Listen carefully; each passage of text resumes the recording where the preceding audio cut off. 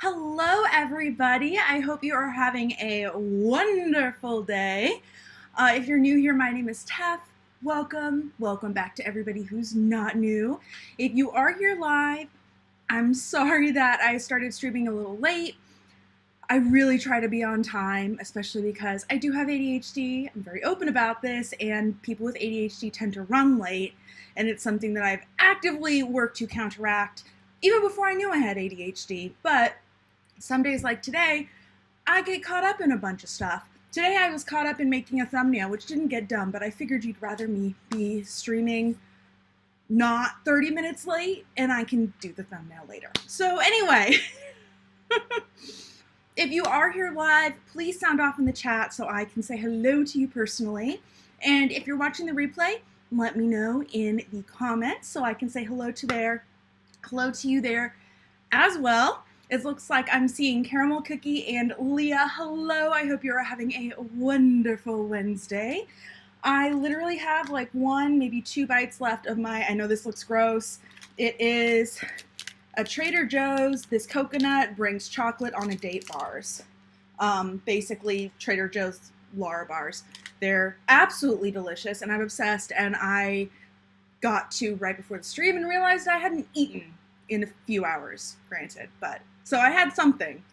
I had like 2 of those, and then yeah, I've been eating a lot of those bars today. That's probably not good. Oh, you know what? I take that back. I had something else. It just wasn't that big anyway. So, regardless of what is going on, as you may or may not be able to see from the title because I just changed it like right before I started streaming, today we're going to be taking a look at the Hobonichi Techo 2023 lineup. Huge shout out to Leah who gave me this suggestion like a week or 2 ago. I think it was last week. I forget. But I think it was the date that I was going to talk about the seasonal surprise box. So it would have been last week. And so I decided to do it today. So for those of you who don't know my familiarity with the Hobonichi Techo line, because I don't talk about them a ton. A couple of years ago, I used the Techo Weeks, which is their small little one, for a while. I was thinking about making sticker kits for my sticker shop for those planners. I ended up eventually abandoning the idea. Maybe I'll do it at some point, maybe not. But other than that, I do not have too much personal experience, but I think it's absolutely wonderful. This is the Japanese line, and I am very interested in Japanese culture, so should be a lot of fun. By the way, I forgot to say at the very beginning, if you're new here, my name is Tef. I'm a planner addict, sticker designer, and cat mama to Coco and Opal. Yay! Give this video a like if any of those sound awesome. Maybe even subscribe if you're not already subscribed. And okay, let's go ahead and finally jump into the screen share, right? Actually, no, that's okay. We'll do that later. Oh, whoops, sorry. I just realized I always have to like refresh a bunch of things when I start streaming, and I forgot to do the little border. And of course, I didn't size it correctly because I'm just a mess. There we go. Okay, we can actually jump in now. Nope. Take that back. I'm going to resize again. Okay. Now it actually looks all beautiful and professional. So this is their front page. I loaded it before we started up. So this, I think, is the page we're going to be looking at again. I'm not super familiar with the line. I did a few weeks ago go over, I think it was in August, go over what was on the site like before the launch and all that good stuff. But honestly, apart from, I forgot a lot of the little nitty-gritty details. So let's just go ahead and jump into this. This is going to be a reaction. Let me know if you have any comments as we go along or any insight that I do not have. So my understanding is that the main 3 things in the Techo lineup, there's probably more, but there's the cousin, which has daily, weekly, and monthly pages, I believe. And then there's the weeks that I talked about, and so that has weekly pages and it has monthly pages. There are some other pages, like note pages in the back and whatnot, but this is just like overall what I know. And then I know that there's a 5-year version that has kind of an interesting way of doing that. So anyway, that is basically what I know. Okay, so here we go. I'm glad I said like what my understanding was. So we have an 𝗚𝗏 side Hobonichi Techo planner original day free. Maybe that's like date free? I don't know. We'll see. We have the A5 size Hobonichi Techo cousin day free. So this would be the size of other A5 planners. I mean, around here, a lot of us know about the 𝗂𝘀𝗀𝗄𝗏 A5s, but you know, A5 for anybody who's outside of the US, you probably are like, yeah, duh, I know what A5 is. But for us here in the US, A5 is not as commonly used as a metric, so or as a paper size. So yeah, I feel like I must explain, even though that system of defining paper sizes I think is a lot more elegant than what we have here, but I digress. So we have the Techo 𝗬𝗏𝗂, which is the small one that sorry, I really should have not taken a bite in the middle of a sentence. The Techo 𝗬𝗏𝗂 is the one I used a couple years ago. And then we have the 5-year Techo. So it looks like we have planner, original, avec, one piece, and day free.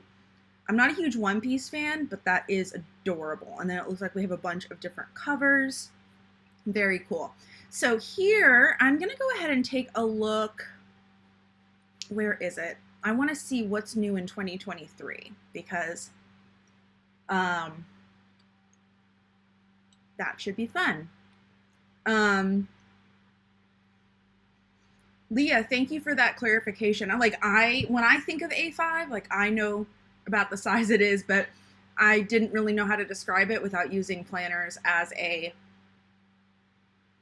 like a guidepost for how big it is, like an 𝗂𝘀𝗀𝗄𝗏 planner. But Leah says A5 is about the size of a half letter page in the US, which is 8.5 by 11. There's an amazing video by CPG Gray where he talks about how that paper system works, and it's basically like you double the paper, kind of like how 8.5 by 11 doubles to 11 by 17, but like it goes like infinite. In like the A series or like what, anyway. I just thought that was so elegant, and even though I don't understand it, I think it's highly much better. Same the way I think metric measurements make a lot more sense logically than imperial, you know, inches, feet, or whatever. But I don't understand metric because I'm not used to it. So, and now I just realized I have coconut oil and chocolate on my fingers from eating that like last piece. I don't have a napkin handy, so I'm going to use a tissue. Yay! Leah, the biggest news is the English version. Still haven't been able to order yours, but you're super excited. I'm very excited to take a look at this. Oh, they're sold out. I mean, I'm not surprised. I'd be kind of interested to see, like, the screenshots, though, because as somebody who does like Japanese culture, like, granted, I can't really read much Japanese. And when I say I can't read much Japanese, I'm like, okay, maybe I could recognize a word or two, but I at least know 2 of the alphabets. Well, it's technically the 2 alphabets. It's kanji, I don't know. But Japanese uses all 3 of them, depending on what kind of word it is, so still can't read most stuff. So let's go ahead and take a look. So we have the planner, the English, is that what you're talking about? Okay, so, oh, I see, because I'm in the A6 one. So let's go ahead and take a look at the details here.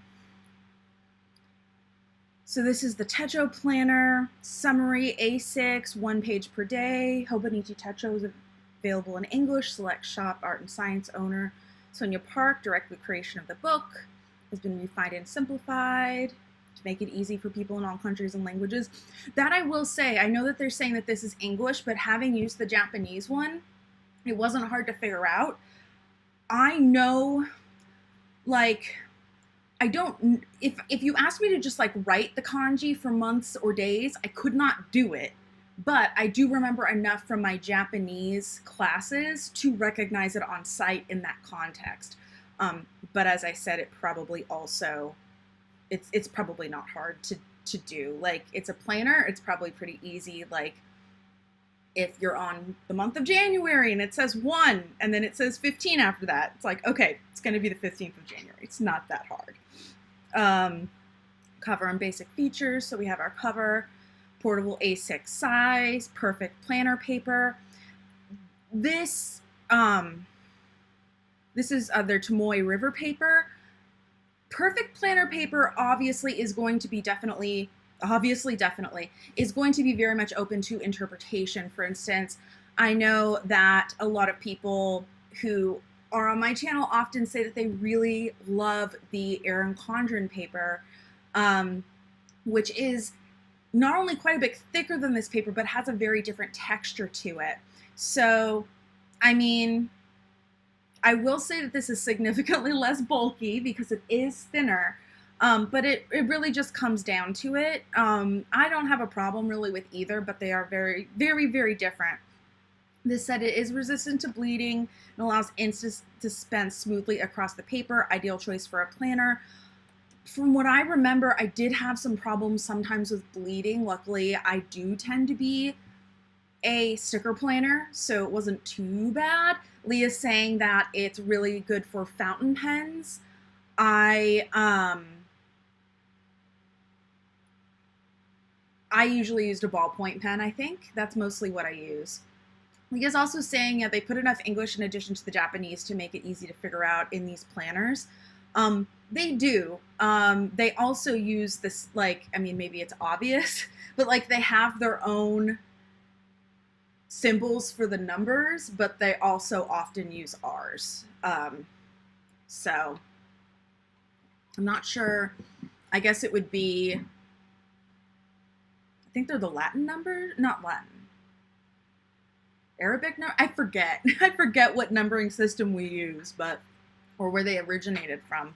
I was going to say the Romaji numbers, because typically when something is written in, when Japanese words are written with the English alphabet, it's said to be written in Romaji, but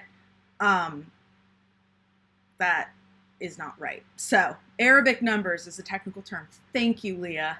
I knew it was some place in the world. I don't know.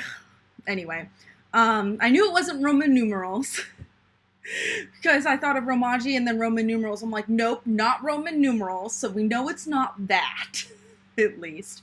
I will say it is common in the Japanese language for them to take words from other languages and then like make them into a word in their language, but sometimes they're very hard to tell from the native speaker. Just, you know, it's a cultural thing. It happens in a lot of different places. I'm sure there are a lot of, you know, words in the United States that originated in, that, you know, we, maybe not originated, but we got from Mexico since we're so close to Mexico. But if they were to say it, they'd be like, or if they were to hear us say it, they'd be like, what? What are you saying? So I'm sure it's something like that. There are some that they also have terms for, like the word strawberry in Japanese. They're very, like really random things I remember from my Japanese classes. So strawberry, the Japanese word, like the original Japanese word for strawberry is ichigo. Well, okay, my pronunciation is terrible for that. Ichigo? I forget exactly what the pronunciation is. It's been years since I've practiced. But what they often just use is the strawberry, you know, so that one's pretty easy to tell. But there are some that are really weird. And it's really interesting sometimes to like go down and see a list of words that were taken from other languages. For example, once in Japanese class, we had one of these lists, and a lot of them are often taken from English. So sometimes you can just sound it out and tell what it is that way. So I saw one and the word was 𝗀𝗀𝘁. I'm getting the pronunciation a little bit wrong, but to a Western person, it's going to be a subtle enough difference that it honestly doesn't really matter. I forget exactly what it is. Again, I'm just like, I'm excusing myself. So I'm thinking ink, okay, ink. In that case, I think I knew it was animal. So I'm thinking ink, maybe it's octopus. No, it was parakeet. I don't know what language it came from, but yes. Yes, anyway, that is, there are some interesting ones, but I so digress. My point is that having the Arabic numbers in the planner, even though they have their own kanji for the numbers, they also use them specifically in dates and other contexts as well. I know they use them for dates though. At least in some, okay, it's been 10 years since I like actually studied any of this. Let's get back to the planner stuff because that's what you guys are actually here for. So I love how we get from perfect planner paper to discussion of Japanese like pronunciation and taking words from other languages. So it's just a thing. But it's really funny if you do have a list of those katakana words, that katakana is one of the alphabets, that to like go and like try to figure out what they are. And sometimes you can get it pretty easily and sometimes it's so off. So off. So anyway, 180-degree lay flat binding. This is a feature in all of their planners, and I think it is a very important one. I am one of those people that is very picky about planners and notebooks that are not spiral bound. I've talked about this before. I do not have an actual planner, I think, at arm's reach, but I am the type of person that likes to fold my planners back on themselves. With the spiral binding, I often put them on a desk. When I was using the Techo, it wasn't as big of a deal because it is such a small planner, but I was definitely worried about it. And not having this sort of binding that lays flat also causes me problems for writing. So like in addition to the other issues, then it gets in the way of my writing. I know a lot of people say that about coils as well. For me, the benefits of being able to fold it back on itself outweigh any inconvenience of having the coil there, but that's neither here nor there. Rounded corners, page quarters are rounded to minimize creasing. And then they have a serial number, which I think is cool. And here, new in 2023, bonus pages have been updated. Sections added to the 2023 English, Express Yourself in Japanese, 𝗀𝗀𝘁, The Secret of Japanese Sweets. Very cool. Sections were moved since the 2022 edition, 𝗀𝕒𝕕𝕘 rice bowls, animal proverbs and phrases. Okay, I need to find a scan of the 𝗀𝕒𝕕𝘘 rice bowls because that sounds delicious. And I have been attempting to make more Japanese food. It, like, you know, my weird westernized bastardization version of Japanese food at home. I will not pretend it's good Japanese food, but, you know, if you enjoy eating it and you're not willing to pay the money to go out to eat all the time, try making it at home. Plus, I only cook for myself, so no one else has to like it except me. Anyway, so here's what that's the cover and basic features. Hopefully the rest of this will go a little bit faster. Yearly calendar. So we do have our yearly calendar. We have our yearly index. And then we get into our monthly and daily pages. I mean, apart from having the grid here, this is pretty standard for a lot of monthly pages. Some of them have the sidebar on the left, some of them have it on the right, but other than that, it is pretty normal as far as the layout goes. There's not too much that a lot of places can do to like completely change up the month views. There are a few different things I've seen, but there's not too much you can do. They do have the moon phases. They have some free space around the edges. And then labeling in 2024, the monthly pages for 2024 have the year and large numbers in the background.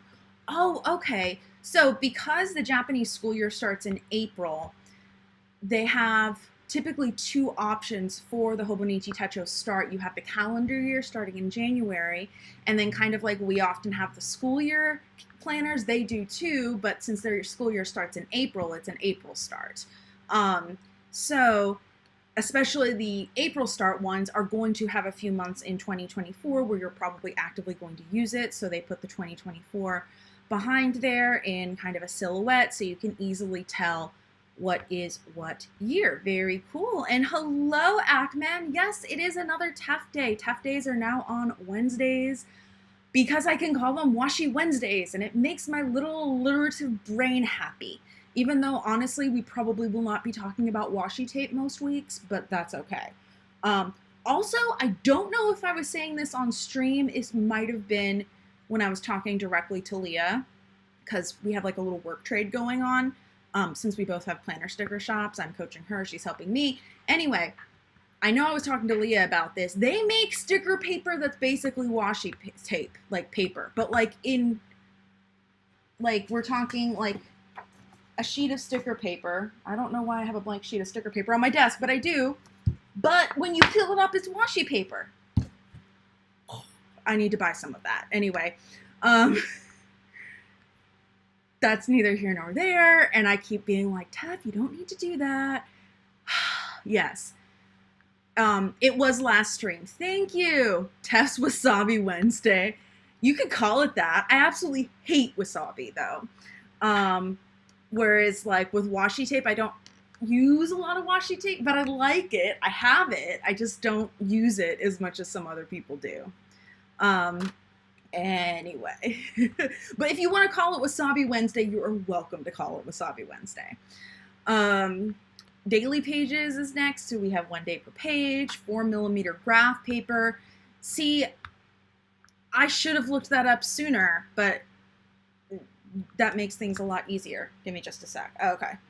I just got, my phone's right here charging, and it just, like, I was literally fidgeting with my pop socket, and it vibrated. I'm like, okay, is this anything urgent? Speaking of vibrating, let me turn on Do Not Disturb on my computer so I don't get notifications popping up on the stream. Yay! Oh, Caramel Cookie, thank you. I appreciate it. I actually just dyed my hair earlier today.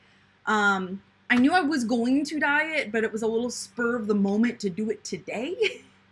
I wanted it to be a little bit more red than it turned out, but you know what, it's okay. It's kind of like I was aiming for kind of like a strawberry blonde with a hint of pumpkin spice. It turned out a little bit more like kind of maybe caramel with a hint of strawberry blonde in person, but you know what, it's still pretty. I like it. Anyway, and thank you for the comment on the curls. I have been working a lot on my technique, and yeah, part of me wants to like start doing a video on my hair journey, and I know I've threatened to talk about it on Instagram and then just never have, so we'll see. But that could be like a fun, like pre-recorded one-off. Okay, moving on. Week number, moon phases, customizable, timeline. Oh, let's see. Okay, so in the daily pages, they put 12 to divide the day into morning and afternoon. And it's designed to either be subtle or you could change it. Very cool. Caramel Cookie, going back to my hair, you did notice the color difference, but wasn't sure if it was just your eyes. I mean, yeah, with the way my hair was blonde before, it could, like, it changed a lot in different lightings. So, yeah, I mean, we're talking like this is so fresh, it still smells like hair dye. I actually haven't gotten that hair dye smell in like a couple times since I've dyed it. So it's like partially annoying, but partially, anyway. So, and I didn't do any more lightening. I just used like my already there highlights to kind of put that in. And I'm hoping it will be a little bit lower maintenance because this matches with my roots a little bit better. We shall see. Agmen, yes, no blood type icons, but they do have a dinner icon, and then they have the daily quote that is in English. Were they always in English? I feel like they were previously in Japanese, and I just never bothered to translate. 2-color tab, monthly tabs in charcoal gray or red Sundays. I do like the way they do all the Sundays in like red or at least a different color. I'm sure that they're not the only ones to do this. I was going to say Erin Condren's not the only ones to do this. Like, no, Tef, we're not talking about Erin Condren today. Not that it can't come up, but, you know, that's not the focus of today. But I do kind of like that, especially in a situation like this where you have like tabs for the days or something like that, or at least where they're not categorized into weeks, because you can easily see where a new week starts and ends, whether you count Sunday the first day of the week or Monday the first day of the week. I don't know. I don't even have an answer to if Sunday is the first day or the last day of the week. Like in my brain, it's like half of both. I don't know.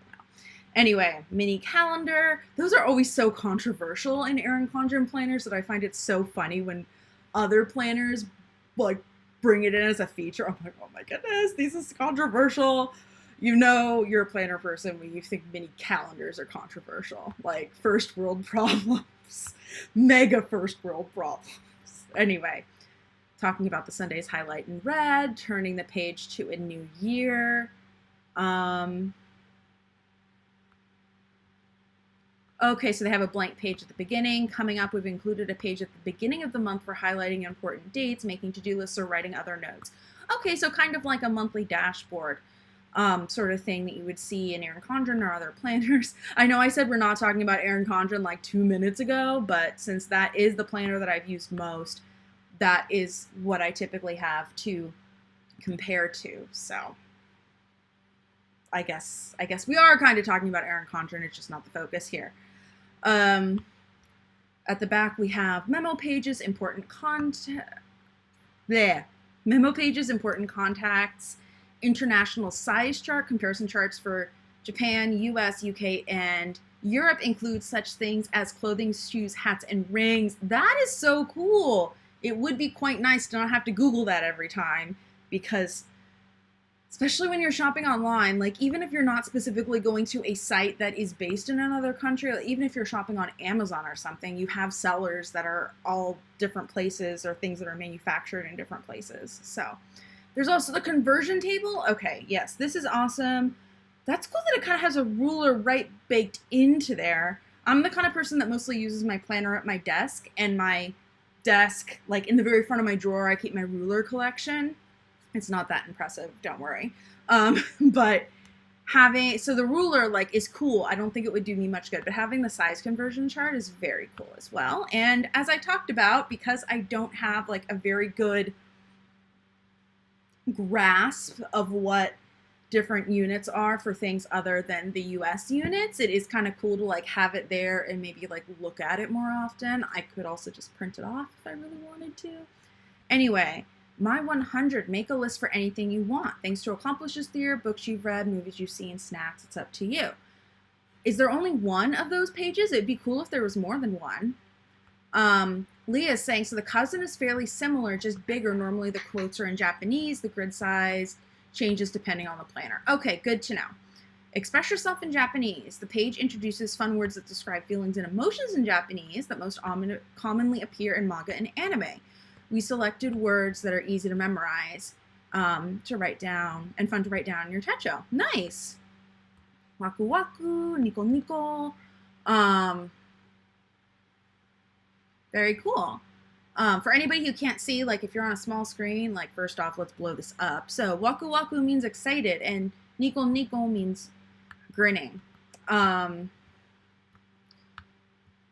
was just going to make a note about pronunciation of those, but I just realized that if you don't have any, that note wouldn't make any sense if you didn't already know about Japanese pronunciation, and if you did, then you'd be able to see exactly what I was going to say. So it doesn't really matter. So yeah. Anko, the secret of Japanese sweets. So we were looking at this. Anko has been loved in Japan for over 1,400 years as an ingredient for Japanese sweets. So Anko, I believe, is basically like a sweet, I think it's the sweet bean paste. Here's how we use various foods that use Anko, such as ohagi and daifuku. I have a little bit of my Japanese pronunciation left. Now I'm like really curious to look at this. Yeah, sweet bean paste. Okay. It sounds really weird, especially if you've never had it before, but I would highly recommend that if you've never tried it, you do try it sometime. If you do have a local Asian grocery store or something, maybe see if you can get it there, just because first off, things made with it usually are not that expensive, so it is fairly accessible, and then you can taste how it's actually supposed to taste, and not necessarily like, I know that sometimes I've tried to make things at home and I ended up messing them up. And sometimes they still taste good, but they taste nothing like they're actually supposed to taste. So anyway, I'm also very lucky in that I have 2 amazing Asian grocery stores, like big ones, within like a 15-20 minute drive of me. I usually go to 𝗬𝗪𝗏, but there's another one, I think it's just called like Asian Food Market or something like that, right next to Sally's. Yay. Sally Beauty Supply for anybody who's not sure. 𝗪𝗪𝗏 are delicious. Let's see, made from smooth mochi. Oh my goodness, I never knew that they were called 𝗪𝗪𝗏. I mean, I probably did, but like I never bothered to look. These are so good. So good. Okay. This is, so in high school, there's like a smaller Asian grocery store like right down the street. And I was in an after school writing class for a little while.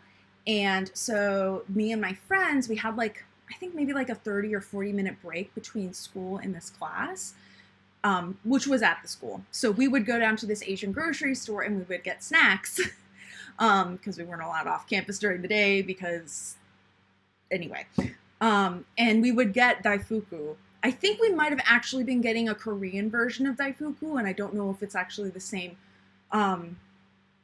word or pronounced any different. But I do remember that it had Korean writing on it specifically, but it was mochi rice dough with 𝗀𝗀 filling. And I remember it being delicious, and we would get it like every week. Anyway, yay! But yeah, they're very common at a lot of Japanese grocery stores, like in the deli department. If you are looking for them, try to get ones that are softer. Sometimes they are out a little bit longer and they do go a little stale. They're not bad, they're just not as good. You can also sometimes at Costco find, or at least my mom found mochi at Costco that had a few different fillings, and one of them was the sweet bean paste. So if it wasn't actually 𝗪𝗪𝗏, it was very similar to it. And so that's another way you could try it if you ever want to. She actually wasn't a fan of the sweet bean filling, but I like it probably because I was exposed to it a little younger. Yeah.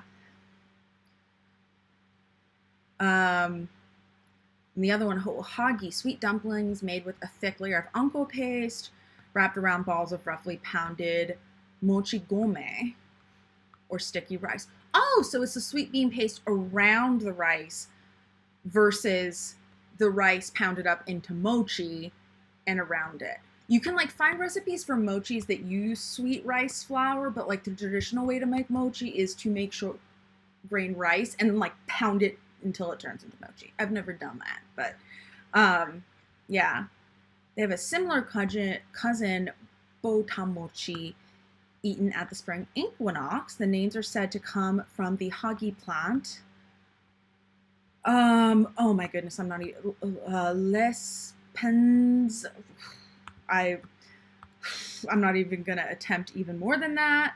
Or bush clover, which are flowers in autumn, and boltan, peony, which blooms in the spring. Very cool.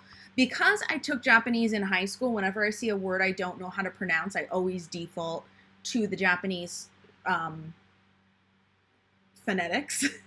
And sometimes, especially in stuff like this, it works out pretty darn well because I can see, like, you know, it written in Romaji or, you know, English or Roman characters. And because I know how their vowels sound and whatnot, I like know, I can at least get in like pretty close in the ballpark of how to pronounce it. But I mean, I'm guessing that I don't even know. Spanish is coming to mind. I don't know. But when it's not Japanese, I can get in trouble as far as pronunciation goes. And then it looks like the last thing in here is previous notes, or personal notes, not previous notes. Enter your contact information on the personal notes page and the back of your planner in case it's misplaced.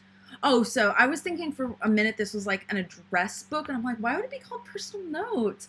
But no, that's like, if this planner gets lost, please return to sort of deal. Interesting that they have fax on there. I don't know. Now I'm curious to see if faxing, I mean, I know it's still used a lot in like business and whatnot in the US. I'm curious to see how much it's used in Japan now, but that is probably a topic for a different day. And that is kind of, yeah. Anyway, so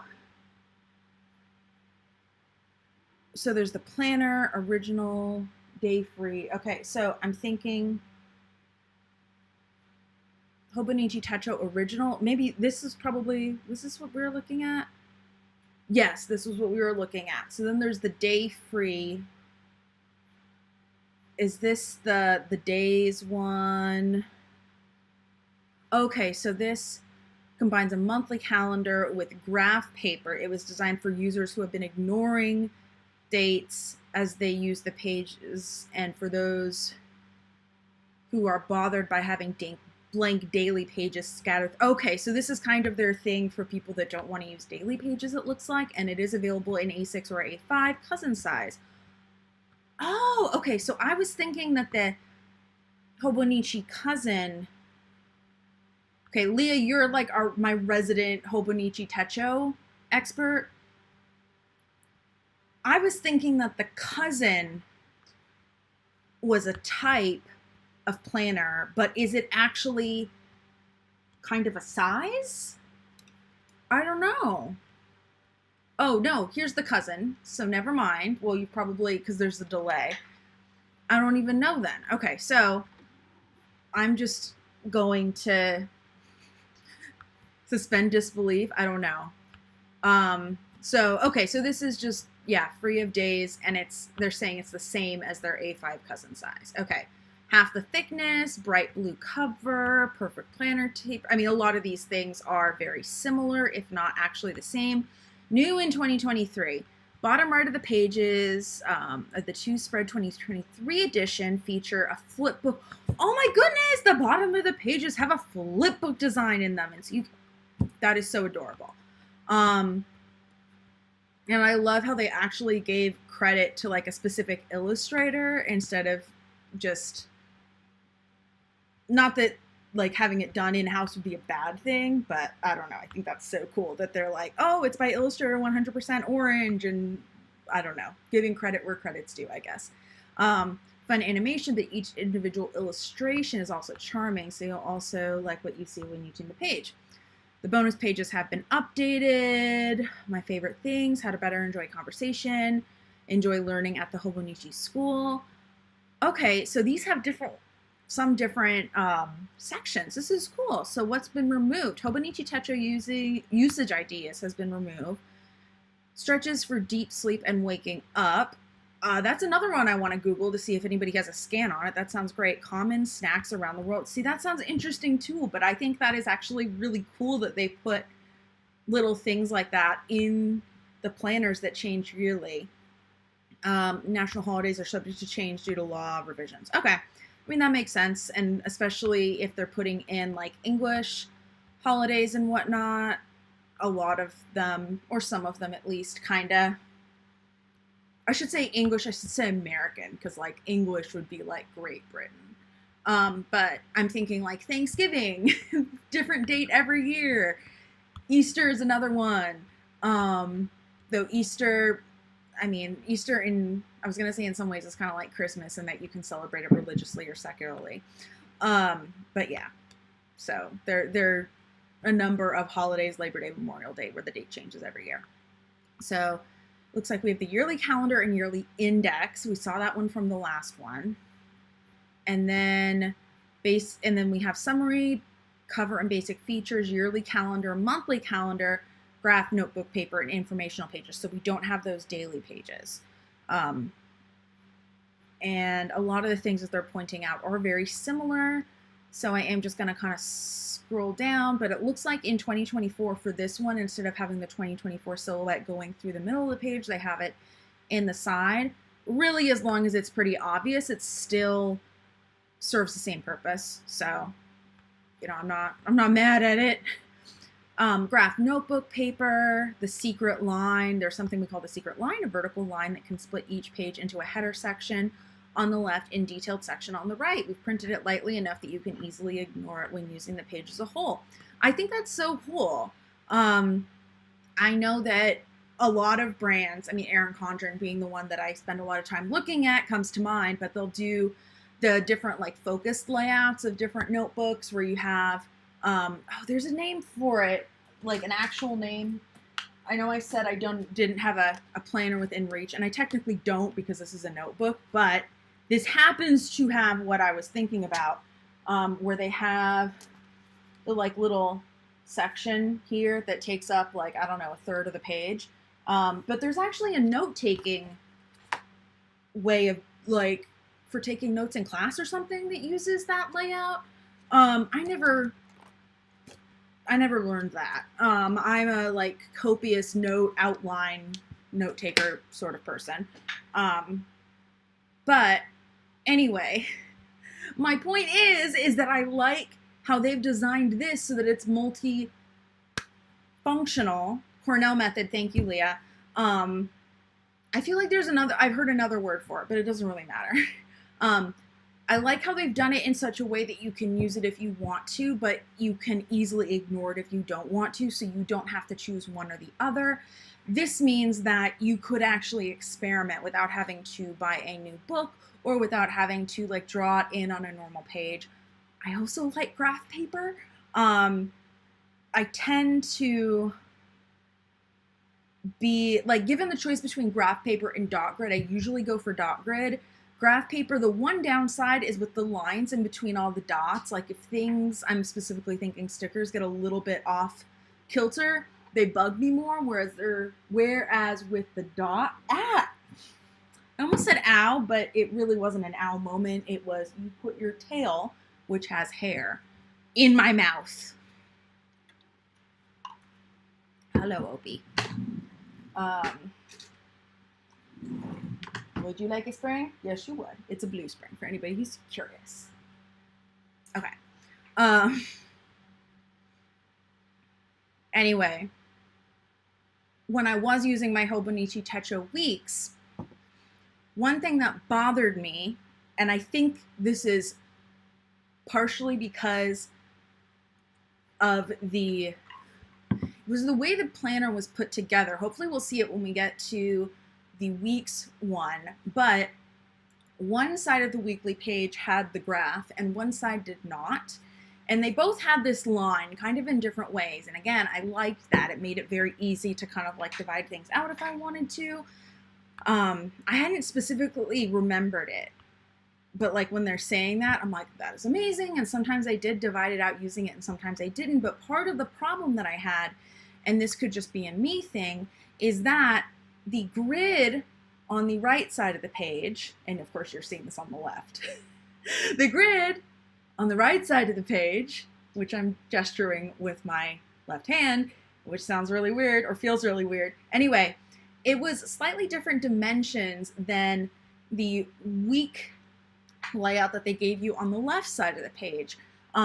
Like it wasn't a one-to-one thing, so that you couldn't design stickers to fit the grid perfectly and then also use it on the other side of the page. So different designers had different ways of dealing with it. There were like a lot of really annoying, weird idiosyncrasies with how the stickers were lined up. I got a lot of printable stickers from a lot of different designers to experiment. And because at the time I was thinking about creating a kit, I was not only using it for my weekly planning, but I was trying to analyze it. What do I like about how these designers are solving this problem? What don't I like? What would I do differently, sort of thing. So yeah, it was,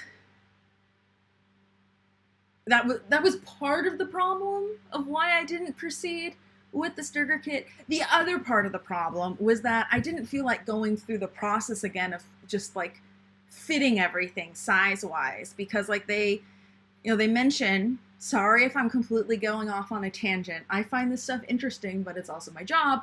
So they say it's a 4mm grid, at least on the last one we looked at, and Leah mentioned that it depends on the size that you get, right? But something that you really don't think about until you're trying to design stickers for this sort of thing is that the lines themselves actually take up a little bit of space. So having a sticker stop at the edge of the line is often different than having a sticker stop in the middle of the line.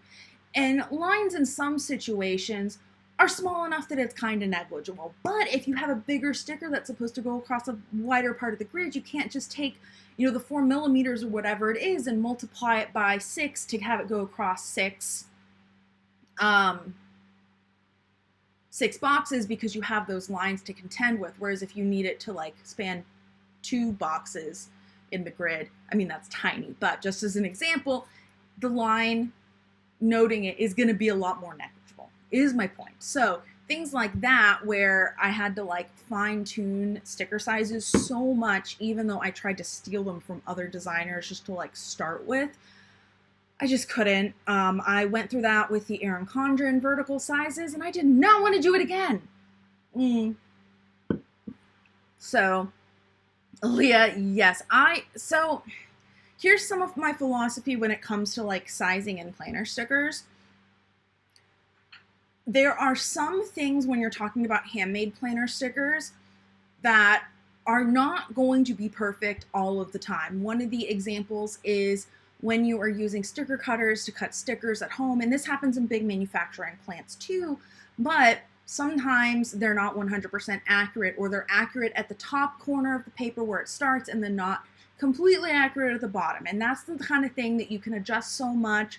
But, if you get it to within a 1/16 of an inch, for example, it sounds like it will be kind of negligible. And for a bigger sticker, it is kind of negligible. But when you're talking about like, a sticker that's like 1/3 of an inch big, that actually is a big proportion of the sticker, and it can show. So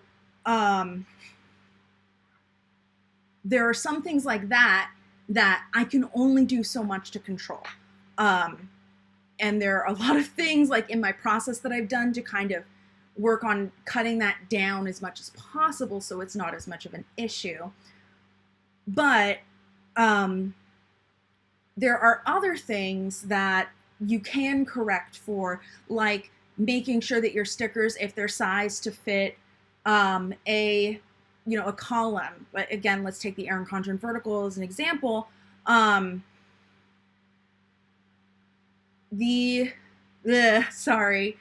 When you're designing a sticker for that column, it's 1.5 inches wide.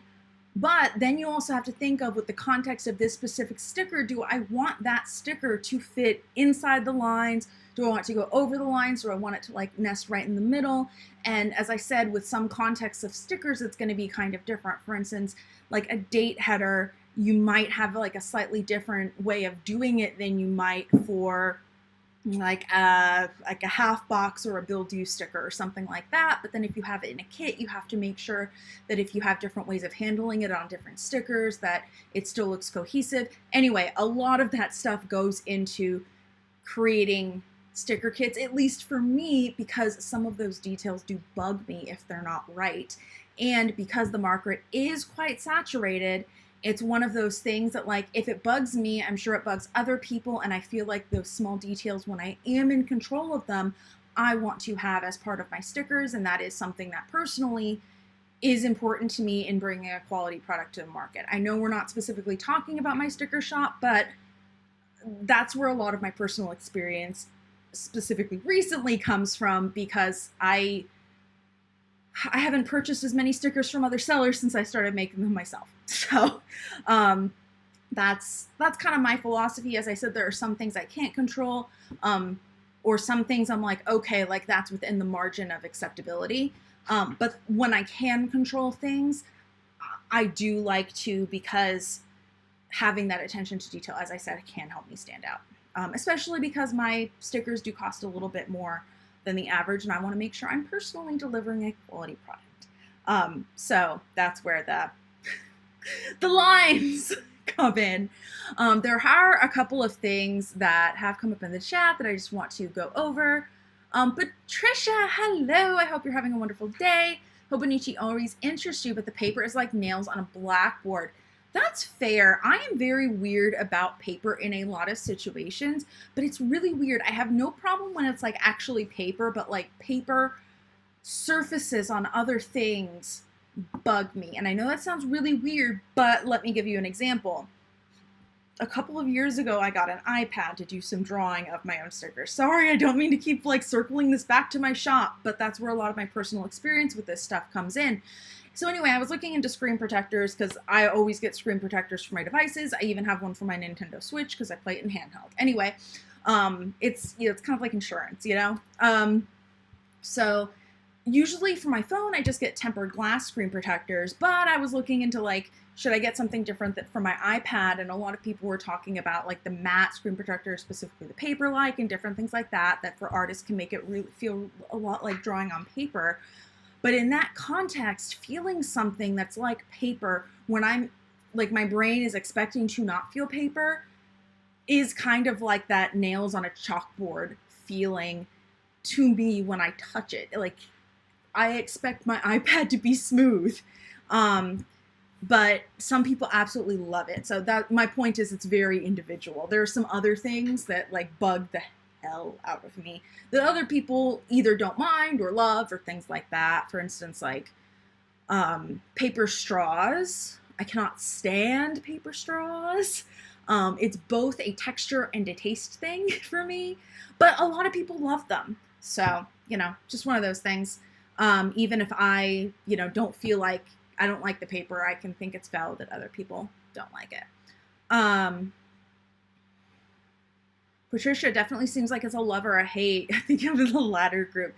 Yeah, I mean, there are a lot of things that people tend to be in like a love or a hate camp for. A lot of things are very polarizing, especially when you have the planner community or another group of people where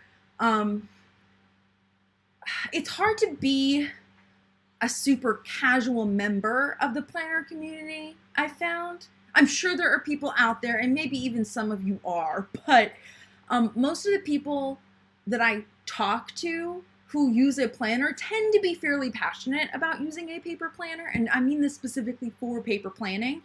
And I think a lot of that is because there are so many digital planning options, on your phone, on your computer, especially, like different workplaces have different systems through Outlook or, other programs where things can sync together.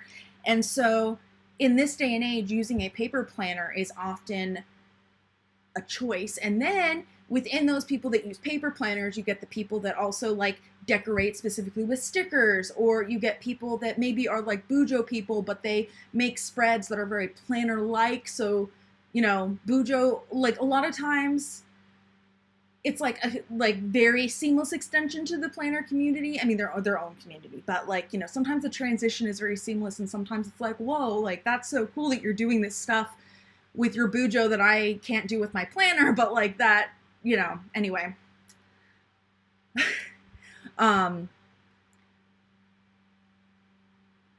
But I completely, so because you have a community of people that tend to be have to like make a conscious choice often to use these tools, use paper planner tools when digital stuff is so common and so easily accessible for everybody, you do tend to get people that are very passionate about it and therefore do have a lot of thoughts. I also just realized that I had set my chat on my end on top chat instead of live chat. I don't think I missed anything, but if I did miss your comment or your message, I just want to say I'm sorry. I forgot to switch it over. I wish it didn't default to top chat. I wish, or maybe there's a setting somewhere where I can change the default, but whatever. Leah is saying you actually hate the Erin Condren paper, but not nearly as much as the Happy Planner paper. Happy Planner irritates you so much. Okay, Leah, maybe, I hope you don't mind me saying this, but didn't you say the other day that you got a Happy Planner for next year? I mean, granted, it sounded like it was like a swap meet sort of thing, and it's not like you paid a bunch of money for it. But it sounded like you were pretty happy about it. Calling you out. But that's fair. I mean, I will say when I'm getting something cheap or free that I have a use for, I will put up with more downsides or things that I don't like about it than if I'm spending a lot of money on it. And Happy Planner is significantly cheaper than 𝗂𝗏𝗏𝗁 or other high-end planners like the Hobonichi Techo planners, because they are imported from Japan. A lot of times they are quite expensive. Okay, Leah, you got a Happy Planner for next year, but you like the disc system for a lot, and it was free, and it will be used. Yeah, that makes sense. The disc system, for me, I love the idea of it, but in practice, it feels like it gets in my way. Like, a lot of people say that they don't like coils on planners, especially big coils, because it gets in their way. I don't have a problem with coils, but for the discs, maybe it's because they're like further apart. But in practice, they tend to get in my way. But I love the idea of the disc system.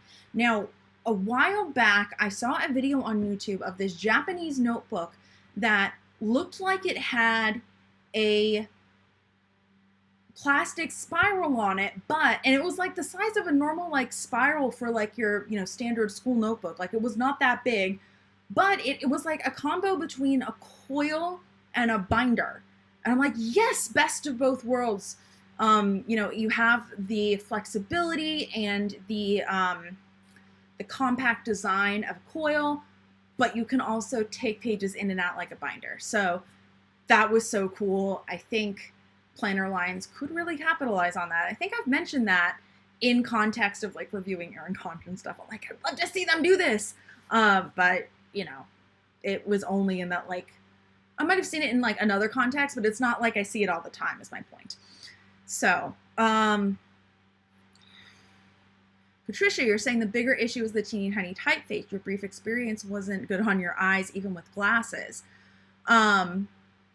I have to go back and look at the context because I've been jumping around. Oh, with the Hobonichi? That is fair. That is so fair. It's kind of weird because I'm somebody who really does like writing small. I legitimately, I've been playing around with digital notebooks lately, and I downloaded one that somebody had as a freebie on their website, and the lines were too big in the line pages. And I literally brought it into InDesign, put more lines in the pages, and then re-linked it all back up, taught myself how to link up digital notebooks, because I know how to do that now, because I taught myself for this thing, because apparently I didn't want to spend the $10 to get one that had the actual size lines that I wanted. But yeah. I like to write small, but there is a limit with my eyes. I know you guys don't really see me in other contexts, but these are primarily screen glasses and reading glasses, but most of my reading's done on screens these days. But like when I'm just puttering around my house or whatever, I typically don't wear glasses. I refuse. I'm supposed to. I refuse. I boycott. But every time I'm in front of my computer, I have to wear them. Otherwise, my eyes tend to overfocus. I think it's called farsighted. Anyway, my eyes overfocus very easily. And then if I'm playing video games where the screen is not relatively close to my face, so basically if I'm playing on my Switch on the TV, I have to wear glasses if there's any text whatsoever involved. But like on my phone or something like that, I seem to be okay with that. It's weird. Anyway, what I was saying is that I kind of I get the whole eye strain thing. I also tried Disney Dreamlight Valley. Fun game, by the way, if anybody's curious. And the first version for the Switch, because I don't have any other platforms it's currently available on, the font was so small, and even with my glasses, I was getting eye strain. But luckily, they fixed it. Leah saying you love, love, love the paper-like-ish screen covers for the iPad. Oh yeah, going back to that. I will also say, I also don't like the Apple Pencil tip, and I got finer tips for my Apple Pencil because it felt like with as big as the tip was, I could not get an accurate line when I was using it. I'm just weird. Let's see. Patricia, you love the Erin Condren paper. Also, Planner Perfect. I've never felt their paper. Simplified, don't like Happy Planner. Okay. Leah, it's good for more like financial exercises, not for day-to-day kind of thing. Are you talking about for the Happy Planner, like not for stickers? It doesn't really matter.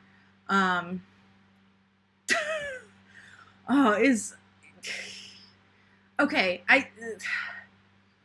I think we should just assume that my stream is mostly going to be tangent. It's kind of like how I describe the Hitchhiker's Guide to the Galaxy radio play. Amazing, by the way. If anybody is curious, great. The original ones, I've only listened to the original ones. They like translated the rest of the books into radio plays relatively recently. And by that, I mean like in the last like 10 or 15 years, maybe 20, I don't know, relatively recently. But because they're based on the books and not the original radio play and the books go different, there's like, the rest of the radio plays that they did more recently start in a different spot than the original ones left off. So they were just like, anyway, excellent, like full cast recordings, but like actually acted. I don't know if you guys have ever heard like full cast recordings of audiobooks. Like sometimes they're good, but sometimes they're really awkward. These are good. Like they're not, like you could tell that they actually like interacted with each other, not just like, here's your list of lines, go read them. If that makes sense. Okay. But yes, anyway, the way I describe that is this radio play is one big tangent. That's basically what my streams are. My streams are one big tangent broken up into many smaller tangents, and the tangents get both smaller and bigger the further I go on, aka there's more tangents, more of them, and they get longer the further into the stream I get.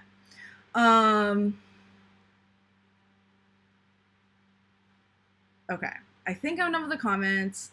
Let's continue to go through this. Informational pages. We have a timetable. Oh, okay. So the original size book has one timetable in the cousin. Remember, we're on the days free one, or the day free one. For writing in reoccurring hourly schedules week to week. These are useful for things like broadcast times, favorite television shows, or splitting up house chores. Okay, so basically what you would use reoccurring tasks for on like a digital calendar.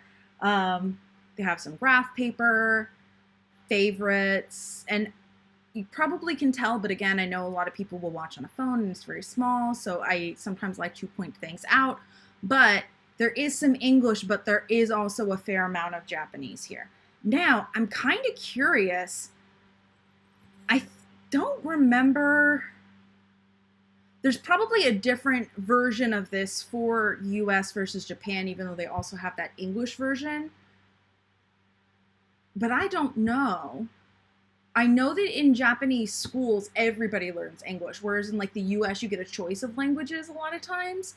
I took Japanese, by the way, because I thought that Spanish was cliche, which I know is hilarious and quite ironic because Spanish would have actually been more use, but anyway. But a lot of people, or a lot of kids in Japanese schools, first off, they don't tend to learn spoken English. They learn like correct grammatical written English. Plus, I mean, how much do you actually remember from your language classes in high school if you had to take them? Because I remember how to count a bit, and I can apologize if I mess up, and I could probably figure out how to ask where the bathroom is. And I can say how old my phone number is. We were practicing how old are you and what's your phone number, and we would accidentally make the sentence as a hybrid. So that was like our, I know inside jokes are bad if you have to explain them, but there's like no one I can share said inside joke with, so I have to explain it. Anyway, my point is I can probably, if the Japanese I remember I can probably either not offend somebody, like I could manage to not offend someone if I go to Japan, or at least if I offend somebody, I could apologize profusely. That's about it. So I'm assuming that people in Japan, if they're learning English in school, if they don't have an active way of like using it for like a job or at home, or if they study abroad or something, I'm thinking they probably wouldn't retain a ton of it, even though I think they take English over more years than is typical in the US with foreign languages. But yeah, I'm kind of curious. I would think that would just be in Japanese in the Japanese version, but then I'm like, oh, if they're going to change that, then why wouldn't they change the rest of it? I don't even know. Maybe this planner brand started as being a hybrid between Japanese and English to be accessible to Japanese kids in school who were learning English, but still have a lot of the planner be in Japanese so that it wasn't like completely in another language. I'm literally making things up right now. Do not hold me to any of that. Anyway, we have the Hobonichi Techo uses ideas in Japanese. Stretches for deep sleep and side waking up in Japanese. I think they mentioned that this was going away in 2023. So it's interesting that they still have it here. Common snacks around the world. Solar terms. Section explains the names and origins of solar terms that make up the 24 points of traditional East Asian lunisolar calendars. These include well-known days such as the start of spring and the winter solstice. Interesting. Okay. Emergency preparedness. This page contains a checklist of items to have ready in case of an emergency. By the way, I don't actually have this prepared myself, but if you've never heard of go bags in case of an emergency, look it up because it's something I should do and you probably should too. The idea is basically if there's an emergency and you have to vacate very quickly, you have a bag that you could just grab that has, you know, like a change of clothes and like basic stuff. And that way, like if there's anything, like if there are medications that you have to grab before you leave, like you try to make those things like very minimal so that if you ever need to get out of the house in the case of an emergency, it's very simple and straightforward. And then also if you have pets, you're supposed to have at least a plan, if not an actual like bag or something for them too. So there we go. But yes, very cool that they are putting that in the planners so that people at least have that information easily accessible. I know we all have smartphones these days, but it is possible for the system to get clogged up for various reasons, either because a lot of people are using it or if there is some sort of emergency, you know, if it could be due to inclement weather or something like that, then it could actually take out part of the system. So just keep in mind that if there's an emergency, you can't always rely on your smartphone. Or, like me, you could live in a space where the cell phone reception is just very spotty. I do not have very good reception inside. Like, I'm really glad I have Wi-Fi. But if I want to make a call over cellular, sometimes I have to like walk about 10 feet outside of my door to actually get enough service so people can hear me. So yeah, just think all that stuff through. Again, I don't have it prepared. Do as I say, not as I do. Because, yeah, now I'm going to think about doing it and then probably never do it because I'm going to procrastinate. Yay! But that random lady on the internet told you to like actually have a bag put together in case of an emergency. So do what the random lady on the internet says. We have the conversion table, getting most of your Hobonichi in Japanese. Gift place to record gifts. So record presents you've given or received on the gifts page so you don't forget who gave you what and when. This is also helpful for thank you cards. There are spaces for 17 entries in the original size book and 20 in the cousin size. Okay, so random Japanese like cultural thing.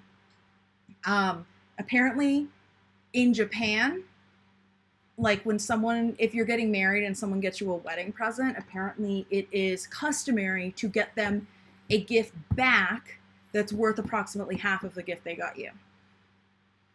I don't plan to get married in Japan.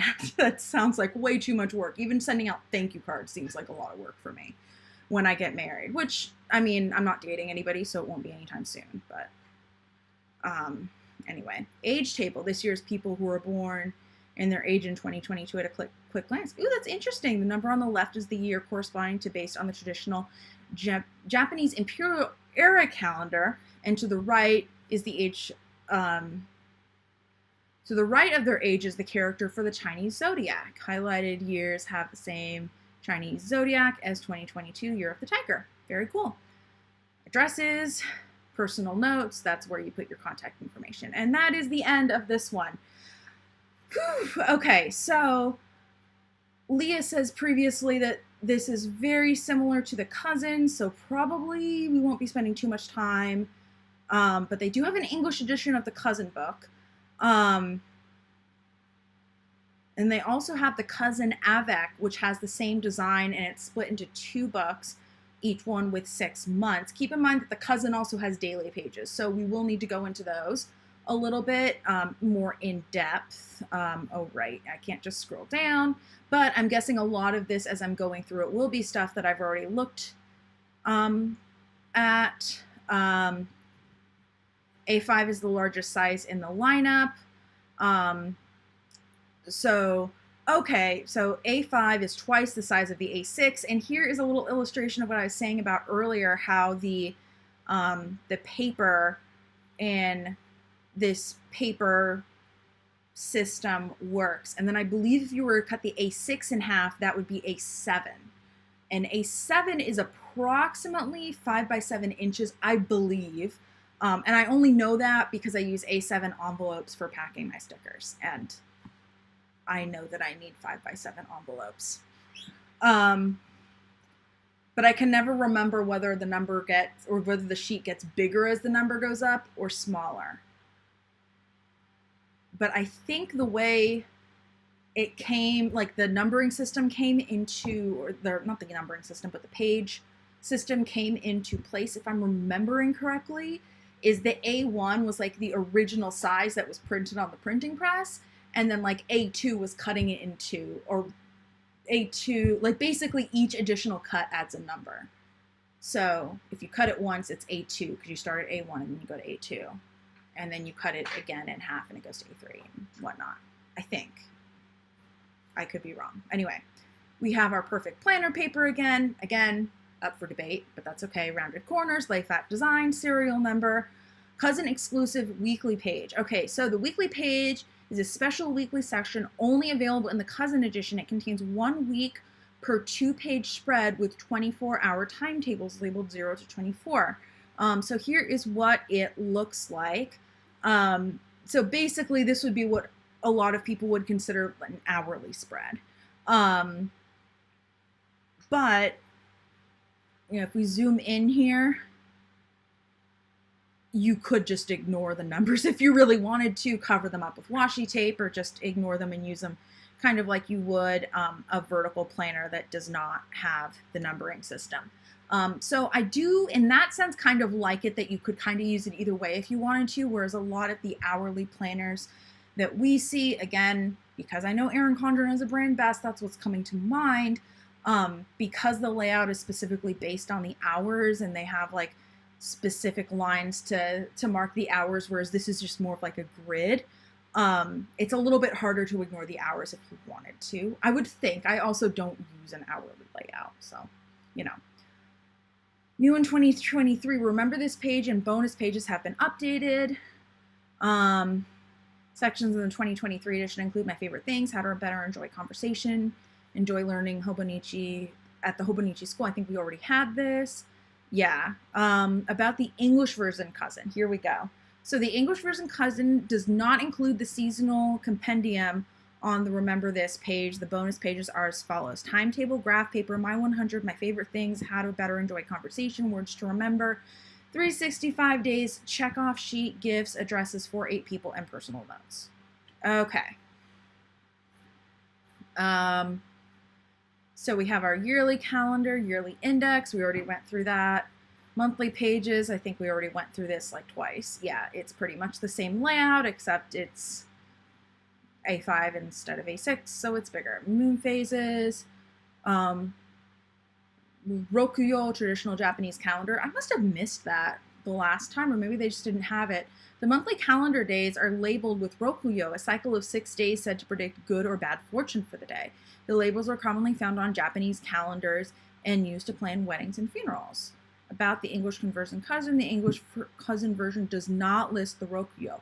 Oh, that is sad. That would be so cool if it did. It's like a really simple way, I would think, for people to like learn more about Japanese culture. But they're probably not in the business of trying to teach people about Japanese culture, and I'm guessing that making it look more like a Western planner, especially considering that not everything is going to be translated into English, though I mean the English one probably, yes, but anyway, probably they're thinking it's more work for them and it makes it less accessible.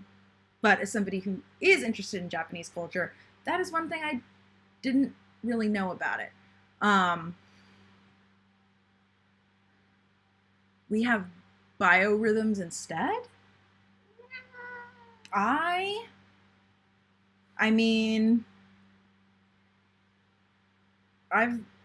that term, are you talking about like women getting their periods every month? Or are you talking about like, I hear that like men's bodies tend to be more on like a 24-hour cycle, whereas women's tend to be on a 28-day cycle. I could be like getting really into this.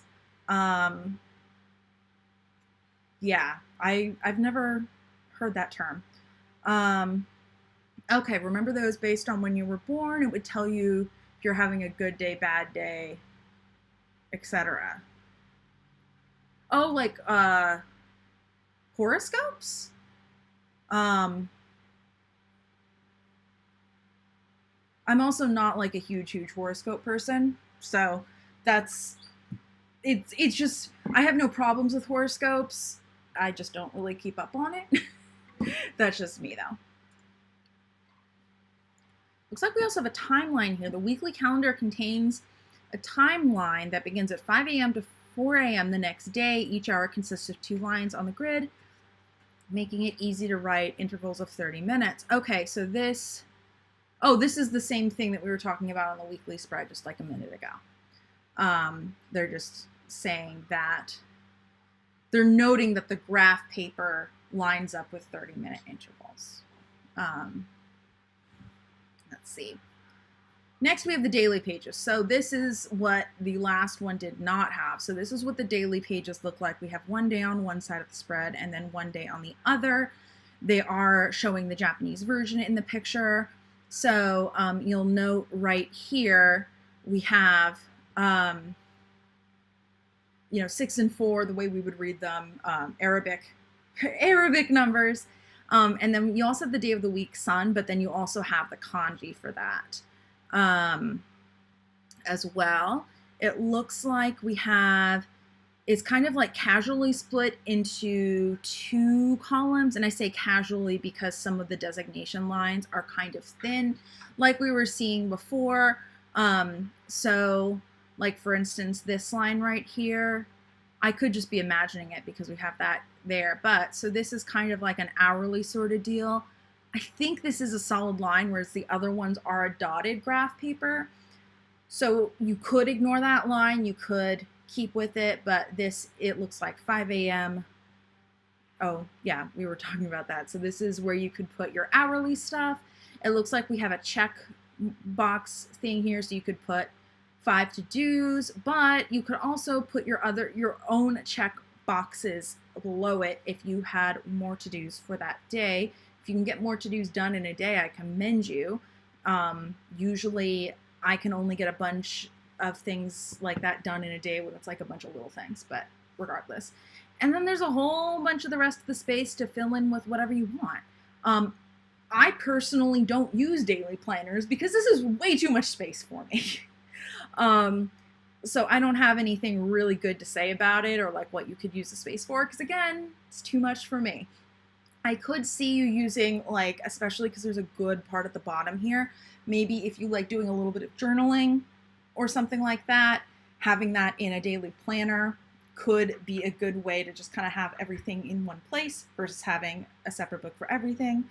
Looks like we have a couple quotes at the bottom as well as our month at a glance, and then they are noting which 2 days this is in the month at a glance, which I do like. Whew. This always happens when I go through, I mean, not that I've gone through a ton of these different planner sites. Oh, here we go. To-do list, 24-hour timetable, the secret line. We already talked about this. 3.7mm graph paper. And then Japanese holidays. They're labeled in large letters on the page background, printed in light ink to make it easier to write over. The English cousin, or the English version cousin, does not have that. You have your daily quotes, and then we have 12 colored tabs, one for each month, mini calendar. See, I already mentioned a lot of this just from looking at it. I have spent a lot of time analyzing the new Erin Condren planners as they come out, so I guess that's kind of just something that I do now when I look at a planner spread that I'm not familiar with. Like anything that I don't see as like standard planner stuff, I like to point out just because I'm used to doing that as an analysis. Turning the page to a new year, we had that on a previous one. Remember this. Oh, and that's the page at the beginning of the month. I think most of the rest of it, the informational pages should be pretty similar. So they have memo pages, timetable, graph paper, favorites, my 100, solar terms for the Japanese version, favorite things, how to better enjoy conversation, enjoy learning at the Hobonichi School Japanese for the Japanese version, emergency preparedness Japanese version, words to remember, 365-day check-off sheet. Okay, so we haven't specifically looked at this yet. This page is exclusive to the English version. This page has a bubble you can fill in for each day of the year. Use it to track studying, working out at home, or anything else you'd like every day. Check this off. Let this check-off sheet help you stay motivated to achieve your goals. So it's basically a yearly habit tracker. That's cool. And then every 10 days, it's diamonded, and then every 100 days, there's a star. That's cool. Nice. We have the gifts, age table, conversion table in Japanese, getting the most out of Hobonichi Japanese, addresses, update people, personal notes. What do we have left? Oh, and this is talking about the 2-book set, the 𝗂𝗃. Interestingly enough, I don't think 𝗂𝗃 is a Japanese word, and it's interesting that they don't have, oh, means together in French. Duh, not a Japanese word. I can tell because Japanese doesn't have V's, by the way, in case anybody's curious. Can change a January to June book and a July through December book. Books are ideal for filling to the brim with contents. Slimmer size. No spring with an April start date is available. So this one is calendar year only. Okay, so we already talked about some of this. Page design calendars and bonus pages are the same as the full version, includes bonus pages. Book 1 and Book 2 of the 𝗂𝗃 both include the same extra pages in the back and only vary in the number of pages included. So if you're tracking anything on a graph, for example, it's easy to continue that same pattern in the next book. And then it also fits standard Hobonichi Techo covers. I guess they're saying like it's the standard, like together the thickness fits the covers. That makes sense. Okay. We have the weeks and then the 5-year. The weeks, again, because this is the one I've used, I feel like is like, oh, this is the one. If I was to get a Hobonichi to check out again, I probably would just get the weeks, because again, I feel like there's a lot of cool stuff in the other ones, but as somebody who is a hybrid digital physical planner person, which is really weird to say, seeing as I make planner stickers and I do a lot of planning stuff, but I mean, it's the truth. I've been thinking about making like a pre-recorded edited video about that. I know I've talked about it several times, but I feel like it's not necessarily as accessible and I don't hear about it as much in the planner community. And I know that a lot of people must do it, but you know, it's one of those things like, ooh, maybe I should share my system if people are curious. I mean, it's not that complicated, but there are a lot of people that don't plan as much as they could / should. Specifically people who have ADHD who really could benefit from planning. And because my system tends to work pretty well for me, I would like to share it. Anyway, we shall see. So This is the compact book that's easy to carry everywhere. As I said, it is small. It's like long and skinny. It's like from like maybe here over or something like that. Like, yeah, it's like maybe 2/3 the width of an A5. It might say here, slim and roughly the size of a long wallet, making it easy to fit in a bag or suit pocket. The main layout of the book contains a weekly calendar on the left side of the page and blank paper on the right. Each weekly spread also contains the characteristic Hobonichi quote in Japanese on the bottom. Although slim at first glance, the book holds 71 graph-ruled memo pages for note-taking at the end of the book. The Weeks is available with a variety of different cover designs, and the book itself does not require an additional cover purchased separately. On the book, so you can get an extra cover for it, but you don't have to. I never did. I will say that these books are covered in fabric, so they do tend to get dirty. So if that's something that's going to bother you and you want to get the Weeks, that actually is a good thing to get. I kind of wish I'd known that, but at the same time, like, it was like a little annoying, but it didn't bother me enough to be like, oh, I really wish I'd gone back and gotten it. If I get one again, though, I might think about getting a cover. If I can get one inexpensively enough to feel like it's worthwhile. Again, I have a lot of planners, and I probably wouldn't be using it for a whole year because I do, if I would get it, it would be partially to experiment with. So I wouldn't need all of the accessories. So there's an English edition. The book layout is the same as the Japanese edition, and the dates of the week plus quotes and the bonus pages at the back are all in English. I had the Japanese version. I do not know if there was an English version when I got it, but I got the Japanese version and I had no problems. I should take that back. I had one problem, but it wasn't with the Japanese. It was with these little tassels here. It comes with 2 little bookmarks in it, which are great if you don't have cats. Anytime I have a bookmark like this that are like in, the ribbon bookmarks that are in a book, I always have to washi tape it to the back cover because my cats will like go crazy. So a fair number of my notebooks from over the years have the ribbons washi taped to the back inside cover. Anyway, if someone was learning Japanese, getting one might help them learn some of the language. It might. I will say that having used the Japanese edition, I could have very easily used it having known no Japanese. The little bit of Japanese that I know, it was more of a like, oh, that's the symbol for month. That's the symbol for day. It was not anything that was actually useful.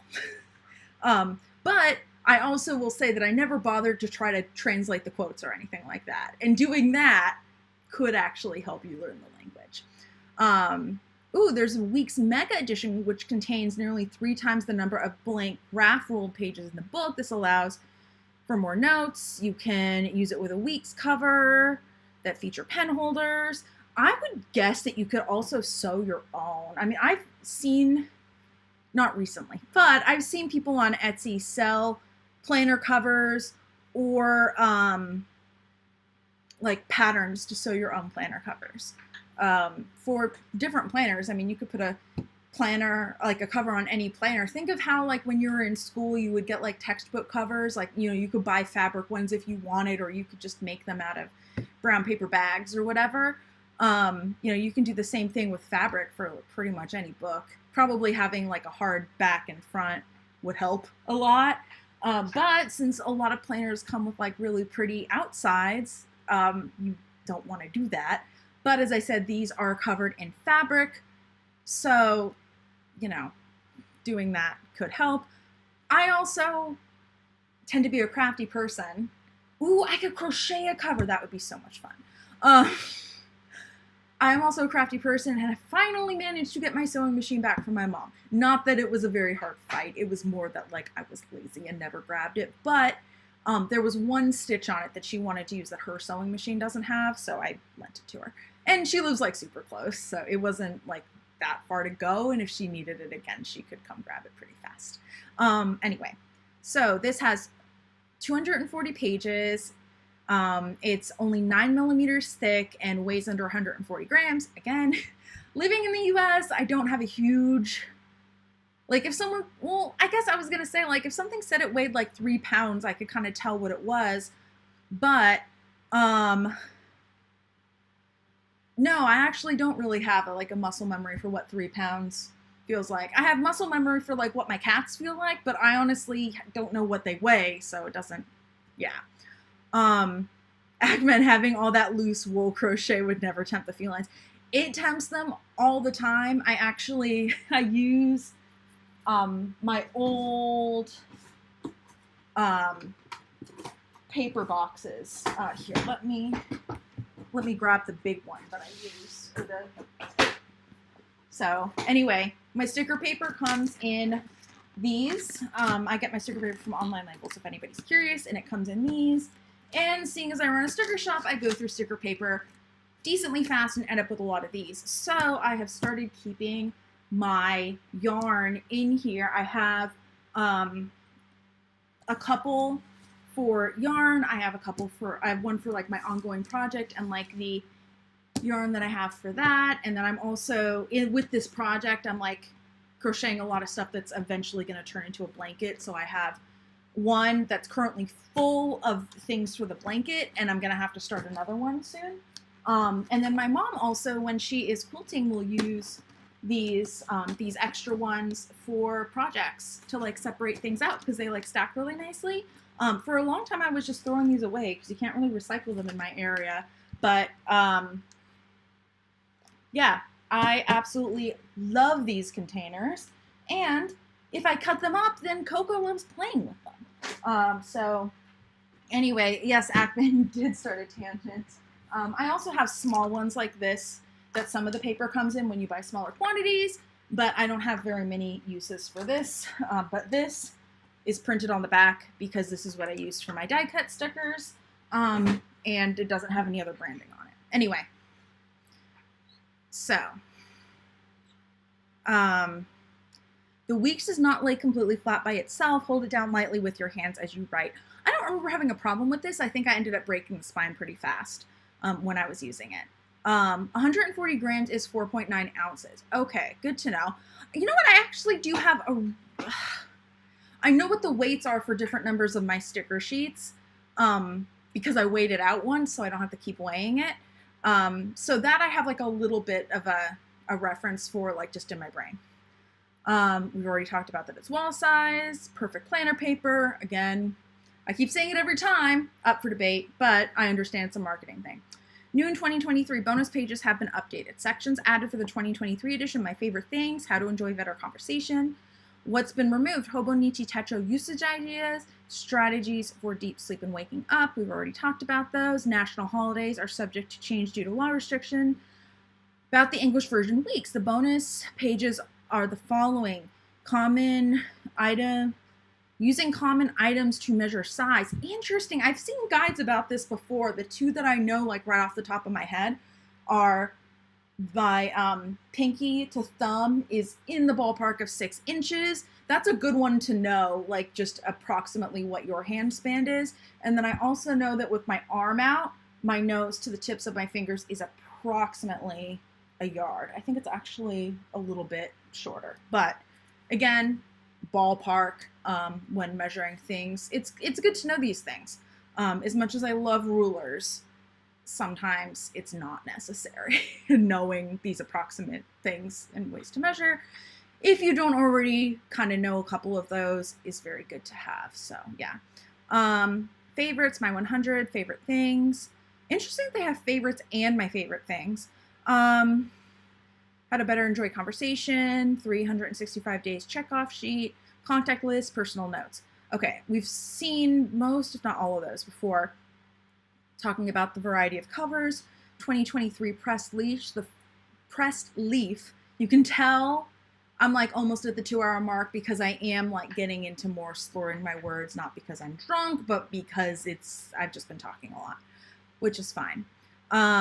Also, my throat is like getting a tad bit sore. Reminds me of the summer I basically went mute from working at Netflix. I think I've told that story, but basically I worked in Netflix's call center for a summer, and I don't know if it's like called laryngitis if you just lose your voice. But anyway, yeah, like every week by the end of the working week, I would lose my voice, and then I had to like not talk for my 2 days off. Anyway, front cover of the week's planner is embossed with the current year in a way that complements the color scheme of each design. Since it comes in a bunch of colors, you know, the embossing changes cover. And then the spine is embossed, but a small section of covers.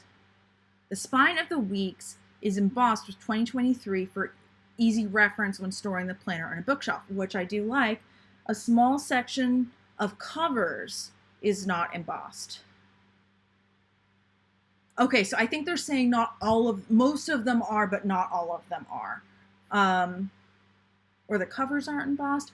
I'm also seeing that this is either a leather or a faux leather finish. The one I got was definitely fabric, and we also looked previously at one that was fabric. I thought they were all fabric. Apparently I was wrong. Shakira, hello. I hope you're having a wonderful evening.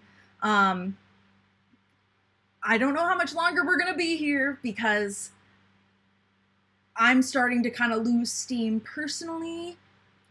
So I'm trying to kind of like look it through the rest of this, but there's other stuff I want to look at on the website. So maybe we'll, I don't know. I don't want to like do this another time because I feel like that would be drawing it out too much. But yeah, anyway, my point is, thank you for coming. I'm sorry, I don't know how much longer I'm going to be live. We'll see. So, looks like the inside end paper is designed with letters from the Hobonichi logo, shortened to Hobo, arranged in a chic design. So, you know, kind of like, I don't know, what? I was going to say Chanel or Gucci, but that's not it. Coach, I don't know. Some of those designer brands, that's what it reminds me of. Very cute. I think that's been around for at least a couple years. Shakira, work has been kicking my butt, so just swinging by to say hey. Hey! I'm sorry that work has been kicking your butt, unless it's like a good, like, I'm challenged, but I'm also really tired kicking your butt. In which case, like, then that's not so bad. But if it's like bad kicking your butt, which usually is what people mean when they say kicking your butt or kicking my butt. Anyway, I'm sorry. Or I'm happy, depending on which is relevant. 2 bookmarks, we talked about this. My cats do not like those. Clear pocket, makes it easy to carry around. Loose notes and sticker sheets. It comes unattached, so peel the back and stick it in the back or the front. And paper if you'd like to use it. I do like that. And the serial number, as we've talked about before. You know, interestingly enough, like they always talk about this serial number, and I feel like having a serial number really makes it feel like designer, like that much more special. And one thing I am not shy about talking about when it comes to the 𝗂𝗏𝗏 brand is that it is not a cheap brand. There are certain accessories that I actually think are quite affordable, but when it comes to the planners, which are really the main things in the brand, they are not cheap at all. So something like adding a serial number, I understand why they wouldn't want to for logistical purposes. It might be a little bit of a nightmare, but it would be a really cool touch to make it feel that much like, I guess, more unique, especially because you can customize it. Anyway, that's just me. So, a lot of these pages are going to be pretty similar to the, okay, Coco, that is not chewing, not for chewing.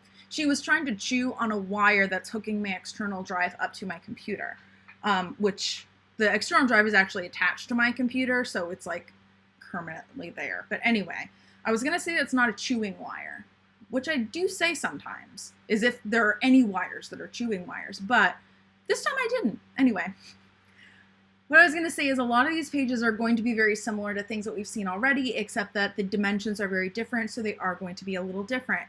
What I find really interesting about this yearly page, though, is that this is the 2023 edition, so it makes sense that I have 2023 here, but the part of me that wants things in chronological order does not like the fact that on the other page we have both 2022 and 2024. It bugs me. This is also showing, I think this is holidays of some sort.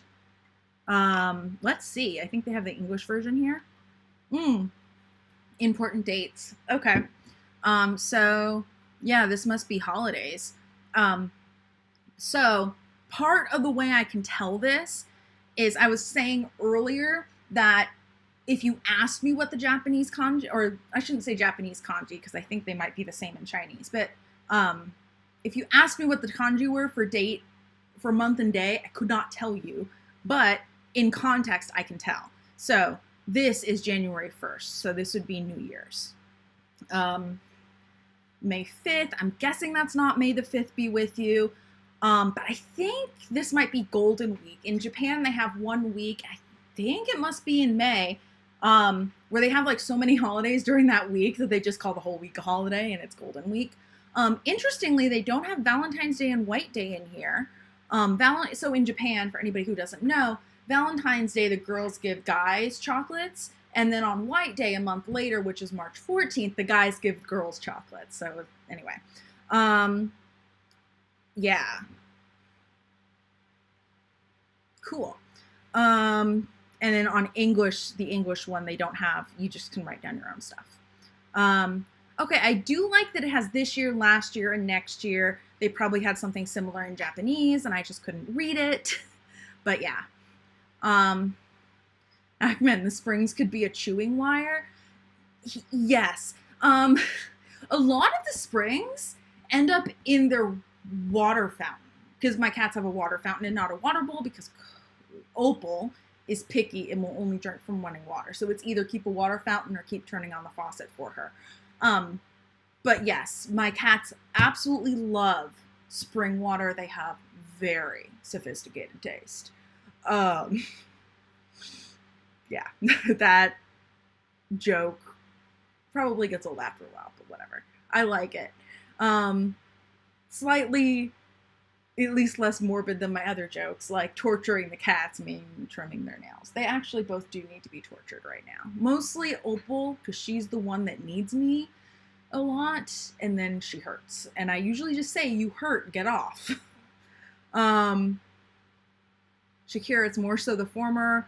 Morning traffic is also, and you have to rise and shine before the sun does. Adulting, what can you do? I'll survive though. Birthday next week. Happy early birthday! That's awesome. Yeah, happy early birthday. That is awesome. I worked a 6 a.m. shift for a while when I worked in a auto finance call center. Yeah, it was, getting up early was rough. I did like getting off early, but my sleep schedule was also quite whacked. My sleep schedule is always quite whacked though. Here's the English version. So it has all the months and then a box for each day. I just think this is so cool because you can write in like different dates and whatnot and then just kind of see it at a glance. I know like the Erin Condren has their perpetual planner, but I never use those because it's a separate book. I'd rather have something like this where, yes, I do have to write it in once a year, but it's actually easy to access. At some point, I'm probably going to like unearth a big stack of the Erin Condren perpetual planners, and I'm gonna like recycle them all because I'm really bad at like recycling and getting rid of stuff. I need to work on it though. My dad is coming over tomorrow, and he said he would take stuff to Goodwill for me as a way to like hopefully incentivize me to actually declutter stuff. So guess what I'm doing tomorrow morning? Yay. Shakira, you would imagine you're not a morning person, nor are you nocturnal. You're just a permanently exhausted pigeon. I love that. Permanently exhausted pigeon. So here's the thing. I am an early bird and a night owl, and the bane of my existence is afternoons. And I say that half jokingly because I don't actually have a problem with afternoons, But yes, I essentially like being up when nobody else is. And I actually hear that is quite a thing that a lot of people with ADHD tend to feel, because we do get easily distracted, and being up when nobody else is makes it easier for us to focus. So yes, usually staying up late ends up winning out because I legit just procrastinate going to bed. But there have been some phases of my life where I have been able to get up early, and I actually quite love it. And actually, when I stopped working the 6 a.m. shift, it wasn't because I left that job. I didn't leave that job for a while after that, but it was because they bribed me to take the 10 a.m. shift, which was the closing shift, because it was 10 to 7.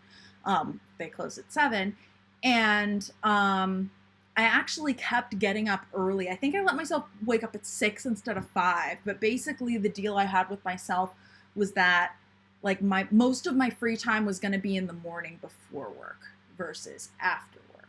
And it actually worked out very well. I was very productive at that time, for the most part. Yeah. I'm losing track of the chat again. Okay. A'Kman, spring water right from the tap in a Perrier bottle. Technically, it's spring water that goes through a Brita pitcher that probably desperately needs to have the filter changed, because I haven't changed it in way too long. But I mean, okay, so technically I drink the water too. Most of it goes in the water bowl, but I also use it to fill up my Keurig, which I use to boil or not to boil, but to heat the water for my coffee, for which I use an AeroPress. It's a very complicated thing. But basically, quite a few years ago, I managed to get sent a Keurig for PR, and I used it for coffee for a while, and then I realized I didn't like the taste of the coffee. So for a while it sat unused, and then when I got an AeroPress, I'm like, I could just use this to heat my water. But because I used it for coffee for a while, and I used some of the refillable Keurig cups and not like theirs, it like got infested with coffee grounds, and so I could probably like wash it out really well if I wanted to. I tried it once. Anyway, I'm afraid to use it for tea is my point. But if I'm sending the water through an AeroPress with a filter anyway, it doesn't matter because there's already coffee grounds in the thing.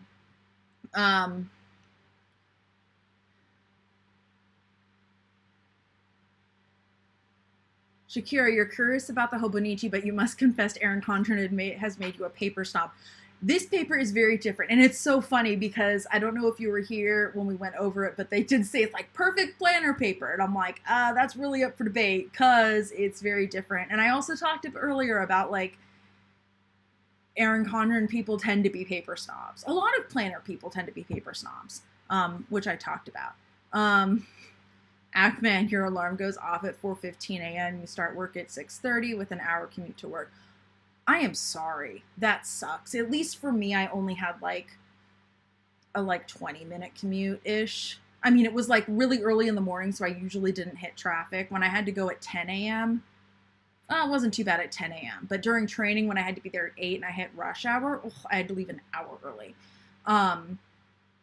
Whereas at like 10 a.m., I think I allowed a half an hour, maybe 40 minutes. I forget. But yeah, at like when I had the 6 a.m. shift, I would get up at 5 a.m. because I'm not really a morning shower person. I'm more, I was going to say a night shower person, but for the I'm actually more of a like shower whenever it strikes my fancy person. But yeah, basically I got my morning routine down to get up, feed the cats, throw on clothes, run out the door, and then I would get coffee on the way to work. Shakira, no worries about getting here late. I mean, I definitely appreciate when people do catch the replay. I'm not gonna lie, that helps me out so much. Would love to get monetization enabled on YouTube. There are some features that I'll get when I get that. And for some stupid reason, live viewers don't count towards that metric. It's okay, I'm not salty at all. Not salty at all. Okay. Obviously sarcasm, but also, this I am very salty about, and I will acknowledge very openly. I want to say it was a week or two ago, YouTube sent out an email about how shorts views, yeah, I think it's like shorts, I think it's views versus watch hours. Anyway, if you get a certain amount of views on YouTube shorts, it will count towards the monetization requirement instead of the watch hours, but live watch hours still don't count, and they've had live streams out for so much longer. Very annoying. Very annoying. I mean, like, okay, so I have YouTube Premium, so I do pay $10 a month, so I don't have to deal with ads on YouTube. So I don't know if ads generally play before live streams. If they play before, if I had the option, I probably turned them off, but I also don't have monetization, so if they do currently, then I wouldn't have the option one way or the other. But my point is, Twitch live streams do have ads that play at the beginning and sometimes in the middle, so it's not like it's unprecedented to have that advertised. Therefore, it should be allowed for monetization. And, like, with live streams, like, that's where the whole, like, super chats and stuff was, like, really introduced. And I think YouTube takes, like, a 30% cut of that, or 60%. No, 30 or 40. It wouldn't be 60%. I think they take, like, a 30 or 40. They take a lot of those super chats. So my point is, they could make a lot of money if they actually allowed live stream views to count. But maybe their guess is that, like, smaller creators like myself, like currently I think there are 6 people here, 6, 7, somewhere around that ballpark, they're not going to be making loads of money off of me, even if you guys all sent me a super chat. So maybe they're just like, yeah, we don't care until you're big enough. Till you're big enough to either get a bunch of replay views or you put out other content, we don't care. So whatever. Okay, back to this, because again, yeah. And of course, a bunch of stuff is going on in the chat that I want to read. All I was just going to say is, apart from being slightly different dimensions, we've seen this before. Daily boxes, week number, free space. Oh, there is a checklist at the bottom. I don't think the other ones had that. That's very cute. Moon phases. We already talked about the Rokuyo, which is not in the English version, and then the Japanese holidays in the Japanese version. Again, very similar to the other ones that we looked at, just different dimensions. Okay, I must catch up on the chat because I feel like I have to. Ackman, you'd rather sit in the parking lot at work than Southern California traffic. I don't blame you. I mean, I have to say, one really nice thing about working from home is my commute is basically non-existent. I mean, it is not. It's literally non-existent. It's, I don't know, 3 steps to my couch. But attention is an issue, I will say. Like, even if you don't factor in the ADHD, attention's sometimes an issue. Ackman, every planner company, I think, claims that their paper is the best. You know what? There are only so many features you can add to a planner at this point to make it stand out from the rest. And paper, like, I feel like if you didn't try to highlight your paper, anyway. Ackman, I said the alarm went off. I did not say I was awake. Good point.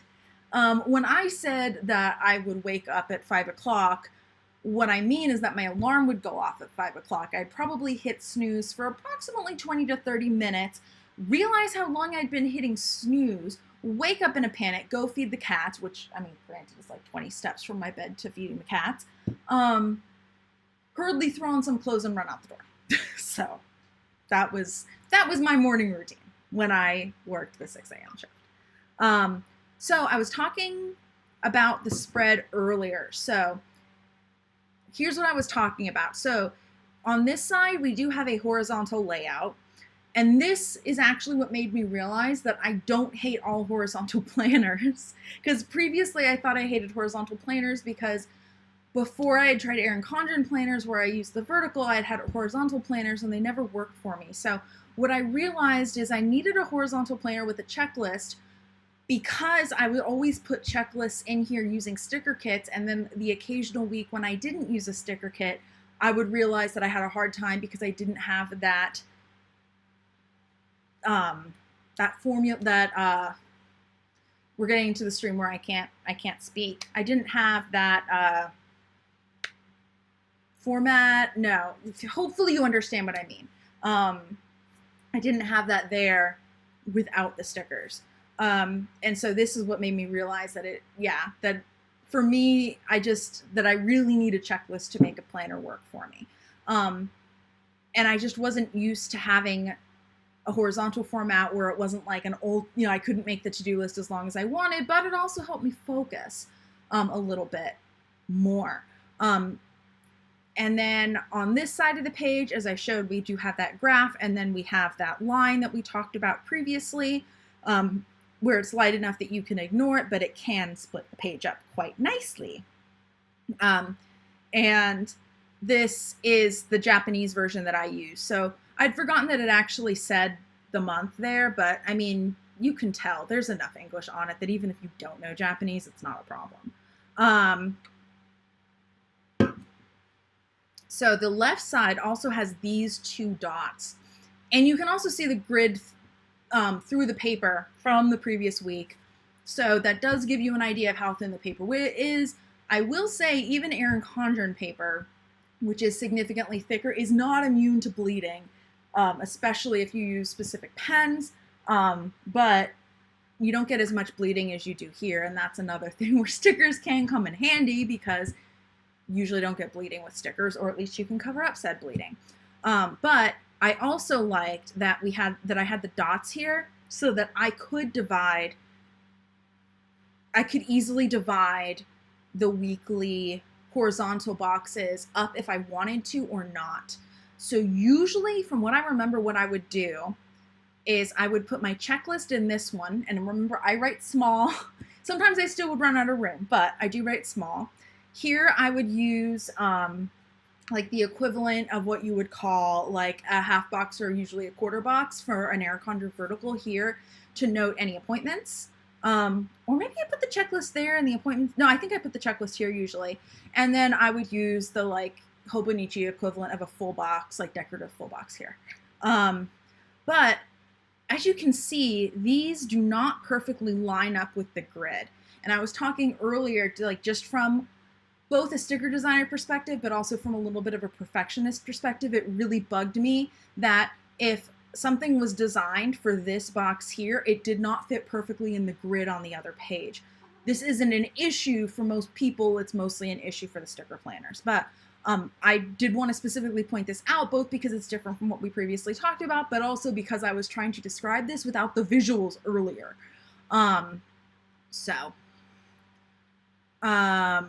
Yeah. Of course, I always get distracted by the chat.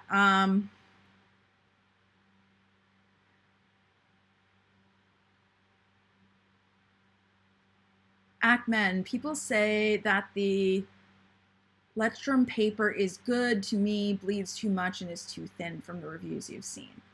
I mean, I haven't tried a lot of these papers, so I don't know specifically. Bleeding's going to probably always be an issue for me since I do typically write in pen, like if I don't have a sticker there to kind of catch it. Shakira, definitely on the bleeding thing, trying a cheaper version of the hobo that uses TRP from 𝗬𝗓𝗏, but you know how Customs is. Oh my goodness, Customs is annoying. I can tell you that from a seller's perspective. I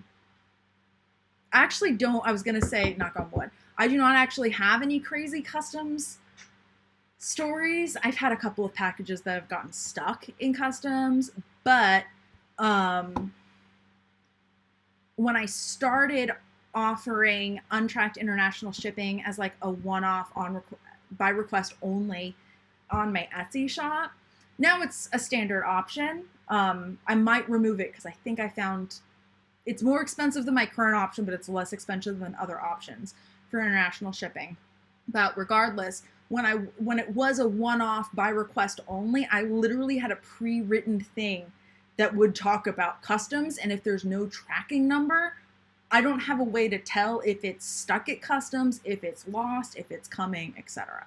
Because it's annoying. Ackman, if you suffer from paper bleed, try a bandage to stop it. Shakira, nah, try a ballpoint. I'm a ballpoint pen user, but I will say I still get bleeding in my Erin Condren like with a ballpoint pen. Yeah. Custom just won't let you be great. Customs is annoying. Why is customs a thing? Well, okay, I know why customs is a thing. But it's just one of those like, oh, this is annoying. Fun story, by the way. Apparently, Romania and Hungary, who are next door to each other, don't get along. So usually when you're going through customs to get from one country to another, it's like one checkpoint, but there it's 2 checkpoints. And there's like a no man's land in between. And once, when I was a teenager on a church trip, I got stuck in no man's land for like 4 hours because there was a backup. And so we got through the Romania customs on the Romania side, but we couldn't get through the Hungarian customs. Once we got there, it was pretty fast. But yeah, there was something went on, I think. I don't think it was literally just there were so many people. I think there was just like a backup because we were like legit got off of the bus for a while and just kind of hung out. I think I had like a bunch of protein bars with me that I passed around because there wasn't like really any food.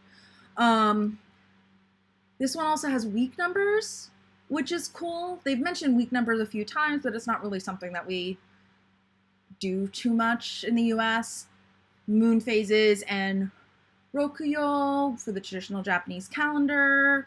The English version, again, does not have Rokuyo. Solar terms for the Japanese version. And then they talk about the memo page. So this is the graph paper page on the other side, as we talked about. And then this bleeds through to the left side of the page. So if you want, even though things don't line up perfectly, you could kind of use it on the other side of the page. I will also say, because I've tested it, that the bounding box on the outside of the graph page and the weekly page are not quite the same dimensions. Very annoying. Secret line again, which I already touched on specifically for the weeks. So there's that. Weekly quote. We have the Japanese version here, and then we have an English version, and they actually are fairly long quotes. And then, as I mentioned quite at the beginning, Sundays are always in red. And then mini calendar, and where we saw previously, I think it was in the cousin, how it had the little box around the 2 days that the spread was for, because this is a week. It has the little box over what week it is. And that I do like. If there's going to be a mini calendar, I like this because it kind of gives you a little bit of, gives you a way to tell where in the calendar you are at a glance. And then these are the kanji for the days of the week.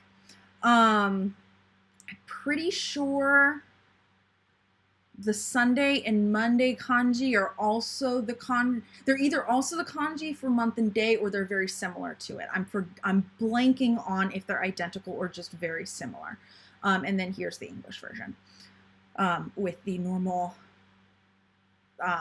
you know, the M, you know, the first letter.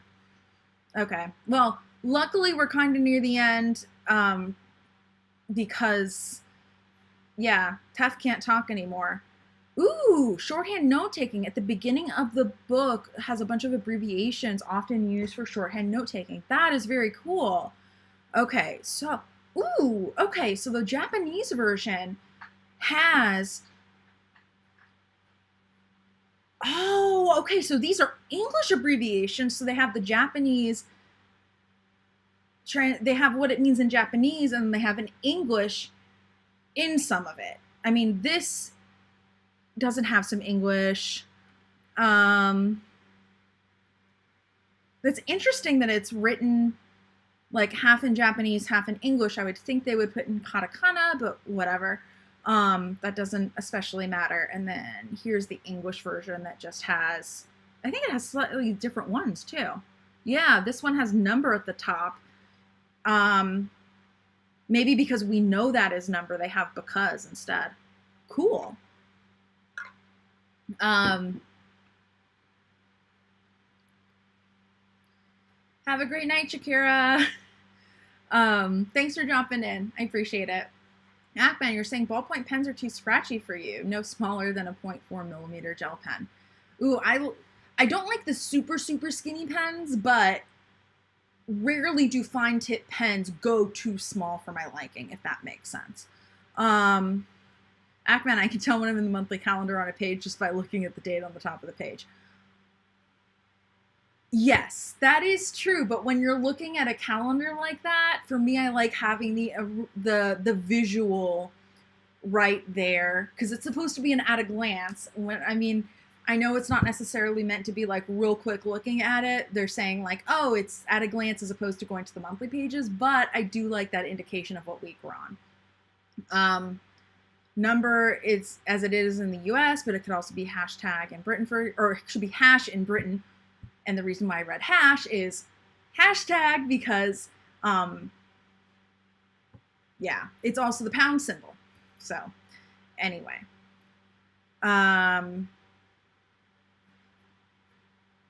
so yeah, interesting to see what some of these are. They talk about the graph paper, pretty similar.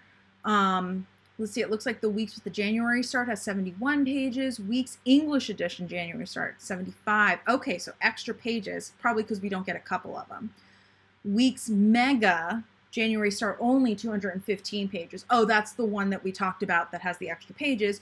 Weeks Mega English edition January start only 219 pages.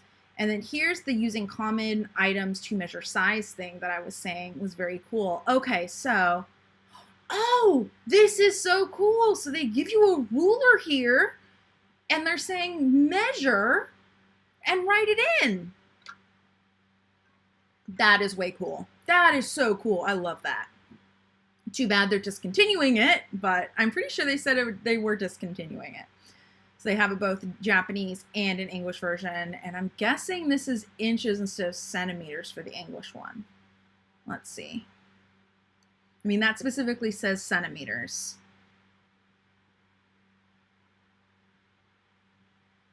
Yeah, I think, well, maybe. I'm trying to look at how far down the one is. No, I think it's about the same. But in this little clip, it does not give the unit, so I don't know for sure. Favorites. Pages exclusive to the English version. I think we already looked at this in, I think it was the cousin English version. My top 100, again, seen that already. Solar terms, Japanese. I think we saw that in another one as well. Favorite things. Let you write down current favorites. Also recommend using as a template when asking friends and family about what they like. Oh, okay, interesting. So I'm YouTuber. I love that they have that here. Books, music, movie, comics, TV show, sports. Interesting. So they have celebrity entertainer here in English, but they have YouTuber in the Japanese one. Ackman, thank you. 1 centimeter equals 0.393701 inches. See, I could have looked up this translation and now like once you say it that way, I'm like, well, yeah, duh. Like one wasn't centimeters and one wasn't inches. Anyway, yeah, it's interesting to see how they have like celebrity entertainer here, but they have YouTuber on the other one. It would be kind of cool to see if YouTuber is further down on the English version. Again, I don't read nearly enough Japanese to be able to tell. I mean, I wouldn't be surprised if that's the character for book, but I do not know. Let's see, Supa. I think that might say supermodel. I could be wrong because this is in katakana, and that is, katakana is the one that's typically used for words that originate outside of Japanese, and that is not, I'm better with hiragana. And by sight, to tell the difference, hiragana tends to have more curves, in case you're curious. Just like how to tell without specifically being able to tell what the characters look like. And then the more complicated characters are kanji. And then if you have, characters that are kind of like kanji, but they have circles, that's Korean, because kanji in Japan and China don't have circles. So that's how you tell the difference between Japanese, Chinese and Korean writing if you have no idea what the actual words, letters, symbols are saying. Ooh, Ackman, you could use the favorites change to see what you like changes over time. That's cool. I like that idea. Emergency preparedness. We've already looked at this, but this is like a check, or maybe we didn't. I forget, but it's a checklist. I wish they had this in the English version, but I could see how it might be different because of different countries and different like societal expectations. The other thing is that very different types of emergencies are probably more common in the US versus in Japan, for instance, because they are an island nation. Tsunamis are a big thing, whereas tsunamis aren't a huge thing for a lot of the US, whereas like on the West Coast, earthquakes are a huge issue, wildfires are a big issue. I mean, I'm sure that's a thing in Japan too, but I haven't heard as much about that being like an issue that they like talk about a lot. On the East Coast, you have like hurricanes and things. I mean, we don't really get those on the West Coast. But my point is, like, again, I can't read it, so I can't tell, but it would make sense if some of that is at least somewhat specific to either the types of emergencies that do happen to happen in Japan, or different emergency responses that are specific to the way Japan is set up. For example, I seem to remember I was watching this couple that was living in Japan for a while, and I think they ended up moving back to Canada and maybe even got divorced at the beginning of the pandemic. Don't quote me on that, but their older videos, Simon and Martina, excellent YouTube channel, very cool. And then before that, they lived in Korea, and so they did videos on Korea.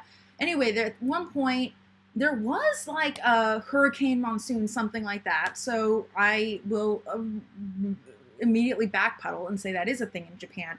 But I seem to remember them saying something about they had gotten some sort of notification from the US Embassy or something like that.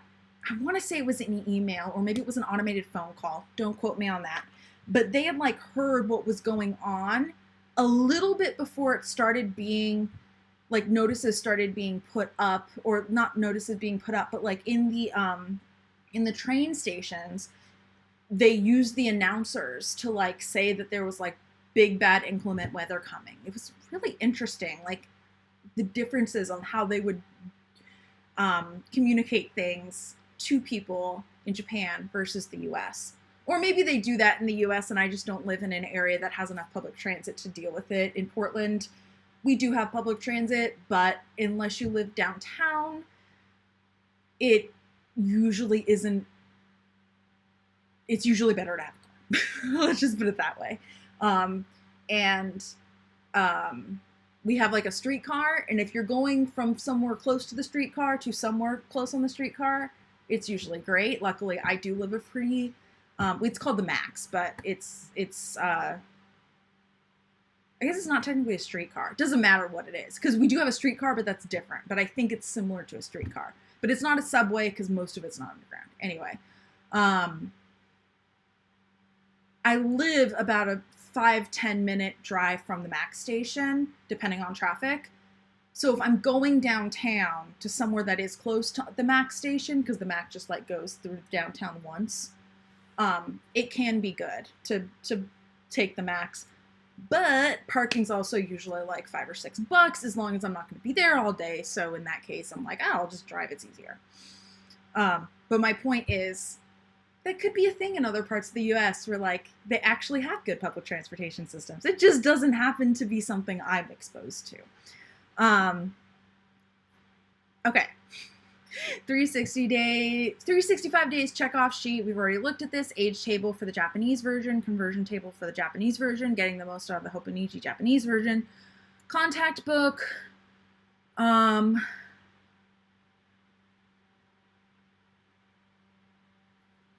So this is the weeks version of the contact book. Ackman, Korean to you is more angular letters words. I honestly usually I as I said, I know hiragana and katakana, which are the two Japanese alphabets. So they use those, and then kanji, which are the characters that China uses. And because I know hiragana and katakana, they're also simpler than most kanji. So if I see those, or I see characters that are less complicated, I'm like, okay, that's Japanese. If I'm just seeing the kanji, then I know it's Chinese. And as I said, I look for circles to know if it's Korean. But next time I see them all, or at least Korean versus Chinese, I'm gonna look into that. And then we have that contact me sort of page. We are at 2.5 hours, so I am trying to not do too much repeating. 𝗏𝗏 or 𝗬𝗏𝗏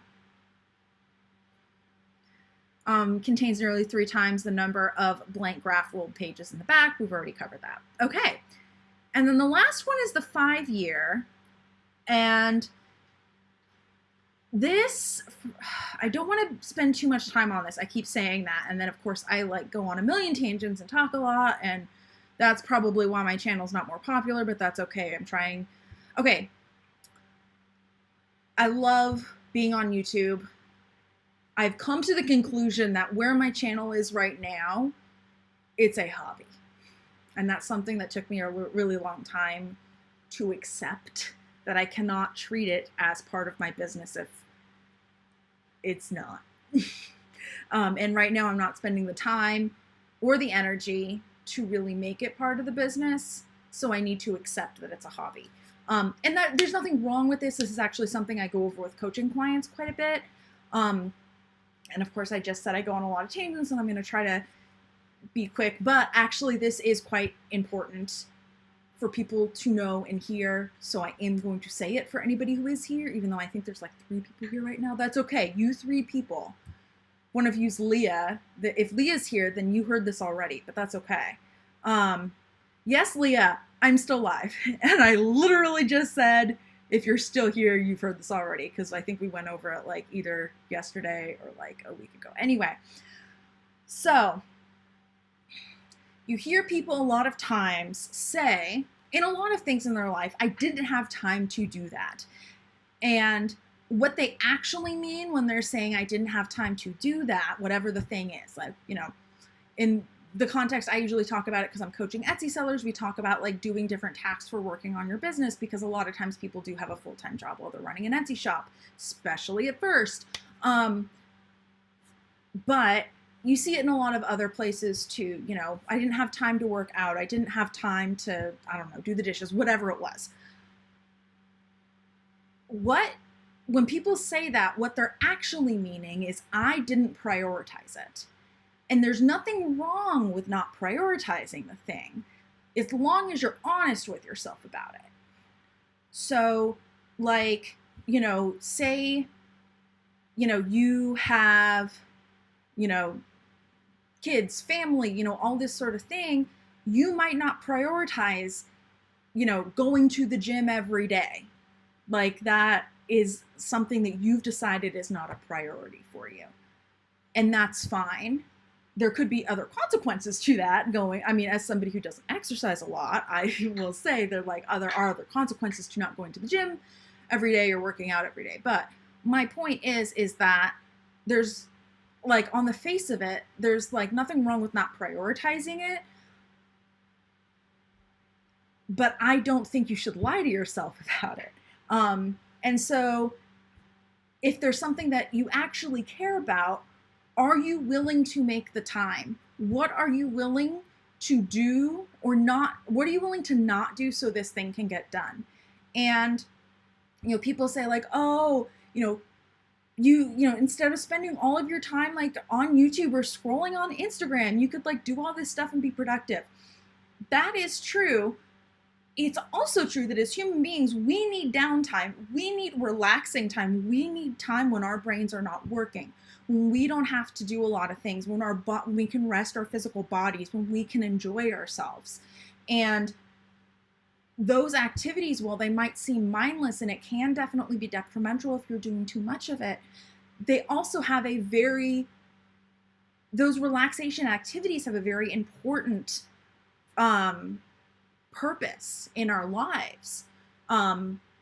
too much of it, as I said, can be a detriment, but a certain amount of relaxation, if that's how you like to relax, if you watch YouTube or you scroll on Instagram instead of, you know, turning on the TV at night, like, you know, a lot of people have, like, quote unquote traditionally done over time, then that is your relaxation time. So you might not be willing to give that thing up, even if on the surface it's not productive.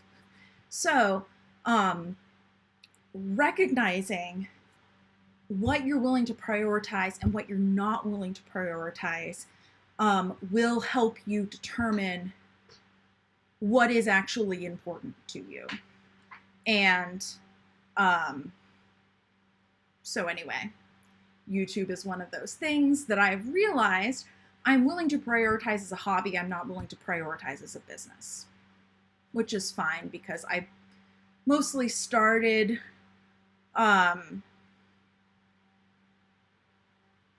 like I started on YouTube years and years ago because I eventually wanted to make it into a business, but I never really grew enough that I was making any money on YouTube whatsoever. So, and I've given up hopes and dreams of like being a full-time YouTuber, partially because I don't think I'd be happy just being a content creator. But I forget where I started that, but that's okay. Now you know where my headspace is around YouTube. But because I enjoy it and I enjoy streaming and I enjoy hanging out with you guys, I don't plan to stop anytime soon. We shall see. But yeah, there's nothing wrong with something being a hobby versus not being a hobby. And even though what I do on YouTube ties into what I do with my business, I can still link them together in that aspect, but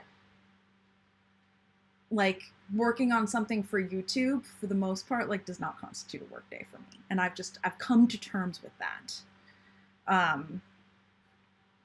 I will also say though, that I do not like quote unquote observe weekends. Sometimes I'll like take a random Friday off, but then I'll work Sunday or something like that. So like on Wednesdays when I'm streaming now, like there's a little part of the day at least that I'm like either prepping for the stream or getting ready or something like that where I can't be doing something else. But basically because I don't observe normal working hours, it's not a big deal. So let's see. Continuing on, textured PVC soft cover. This is the 5-year version, perfect planner. Okay, we've talked about this. Lay flat design, rounded corners, 1 bookmark instead of 2, and paper with a warm look. New in 2023. Renewed the daily quotes. Now that the 5-year Techo is in its 2nd round of 5 years from the first release, we renewed the daily quotes from the 2023 edition. Bonus pages have been updated. Sections added for the 2023 edition, my favorite thing. Sections removed, world history in the scale of a single year. And so, yeah, this, from what I remember, this is kind of interesting. So we had the yearly calendar where, oh, so we have the days of the week, like, and how they relate to each month. And again, this is in Japanese. I don't know if it's primarily in Japanese or also in English. I didn't bother to check. But yeah, and then you have the same date across 5 years memo page. So there is 1 page for January 10th for the 5 years, but then you have a little space to write in, kind of like the week's layout, except for instead of the different days of the week, you have different years, and then you have here to write things down. So I know Ackman, a little bit ago, you were talking about being able to compare things and how things change over time. This is excellent for that because you can see it over a course of 5 years really easily at a glance. Ackman, good point. Only 1 bookmark, since you'll just be going forward 1 page, not to other dates probably, or you wouldn't have to necessarily bookmark potentially like a month and a week page. We'll see. This one's a 3.7 millimeter graph paper, daily pages across 5 years. I think this is what we just looked at. Yes, that's what we just looked at. Memo page to the right, daily quotes, monthly tabs. So a lot of this is kind of their standard styling. A lot of different planner brands have standard styling. So of course they are going to highlight those because not everybody's going to be going through all of the ones like I'm doing today.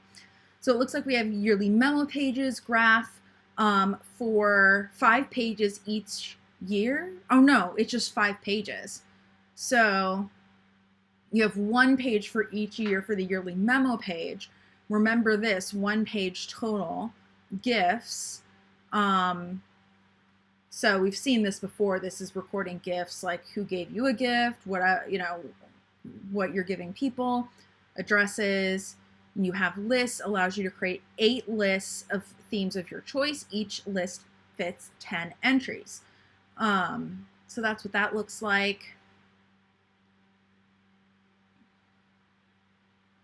Ackman, the Japanese versions have graph pages. It looks like their writing fits sort of 1 character per box. For the most part, yes. Some characters are bigger than others. Some characters are smaller than others. But that would make logical sense. I think part of the reason, though, is that Japanese is traditionally written top to bottom, right to left. And so if you have graph pages, then it allows people to either write top to bottom, right to left, or the traditional left to right, like lines top to bottom like we do, because you see written Japanese both ways. So my guess is that's why they did the graph paper versus 1 character per box. English is written as well as the person that writes it. I can tell you the same is true of Japanese. I've seen some pretty bad Japanese handwriting. I mean, granted, a lot of it was from my own classmates, but even among people who like write Japanese well, like just like there's like slightly different stylized versions of a couple of different characters, or like you'll see a couple of characters written slightly different when they're handwritten versus typed. So it usually has to do with connecting different parts, like different strokes of the character, versus like with us, different people are going to shape different letters slightly differently. For them, they might like start and stop strokes at slightly different places, or connect strokes.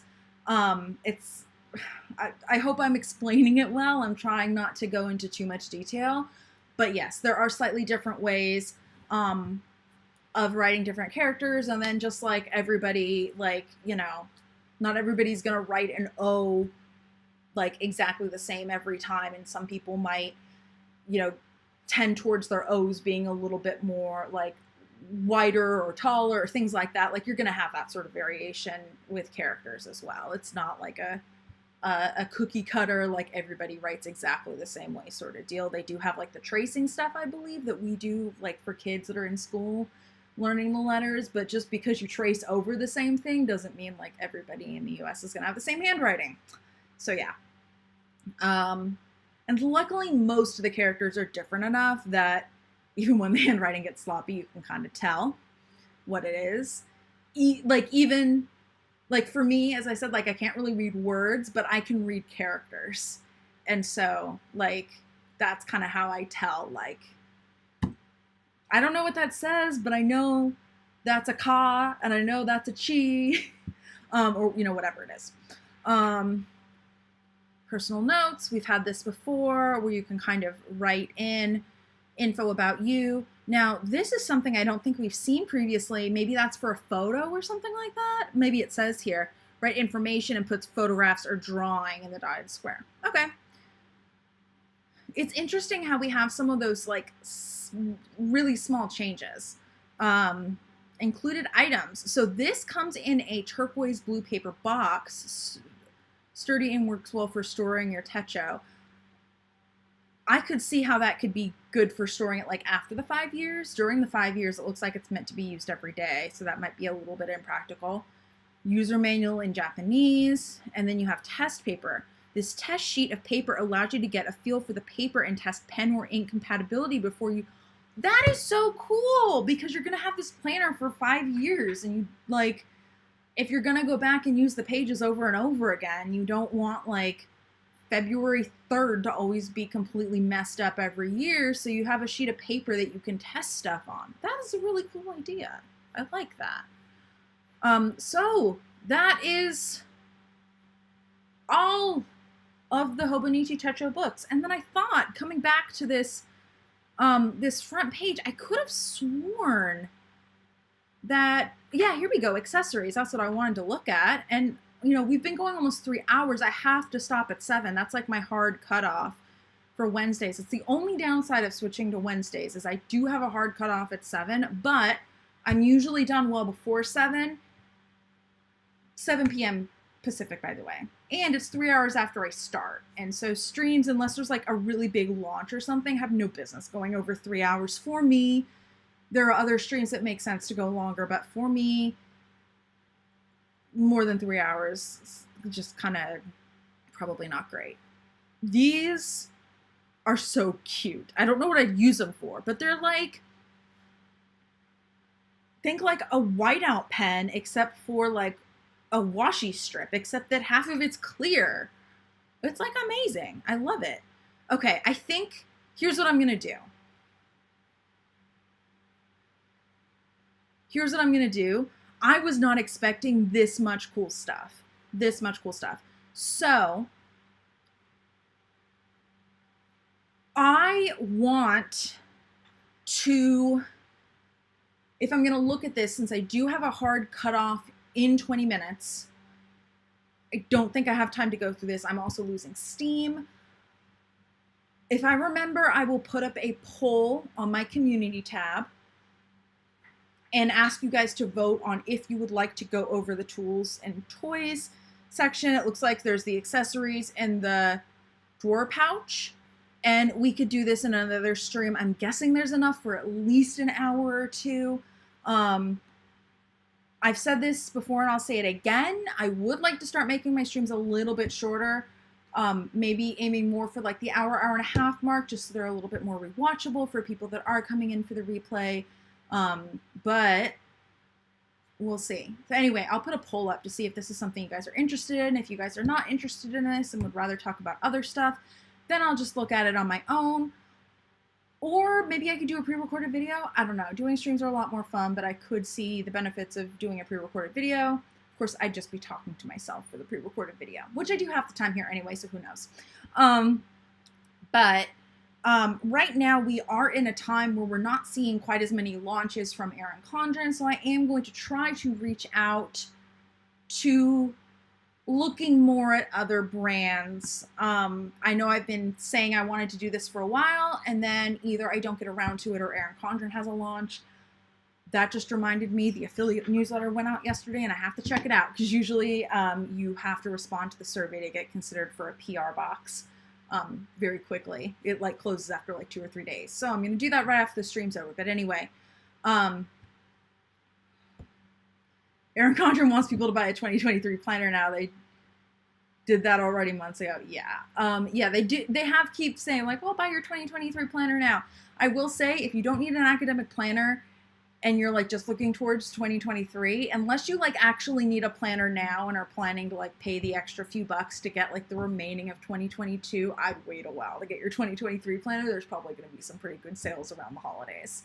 If not Black Friday, at least in that general vicinity. But going back, I'll try to remember to do a poll on my community tab asking you guys if you want to do this or if you would like to move on to other things. And then you can let me know. Because yes, not only do I have a hard cutoff, but I obviously can't speak, and I just realized that I'm getting even more rambly than normal. So, let me go ahead and switch back to my beautiful face. Oh, that's annoying that the chat refreshed. Whatever, it is what it is. Ackman, the way my mind has been, I had to go back and look at my order history to make sure I bought one already. I usually do the July start so I can start using the planner, so I don't have to. So like, the downside is that it's not on the calendar year, but the bright side is that I don't have to worry about waiting 6 months, which is quite nice. So it does come down to personal preference. As to upcoming stream topics, at some point soon, I probably do want to do a plan with me, but I haven't really been doing elaborate spreads lately. So that will have to be like my excuse to actually put stickers down in a planner, because I've said this before and I'll say it again. Usually when I'm like, ooh, do I want to spend a bunch of time like making a beautiful spread, or do I want to make some new stickers? Usually the stickers went out and my planner just ends up being either just pen or pen and like a sticker checkbox or something simple, which I do find ironic. So anyway, thank you to everybody who has showed up, especially if you're a part of the replay crew and you got to the end. Thank you. You're awesome. If you want to check back, I'm streaming currently every Wednesday at 4 p.m. Pacific, Washi Wednesday.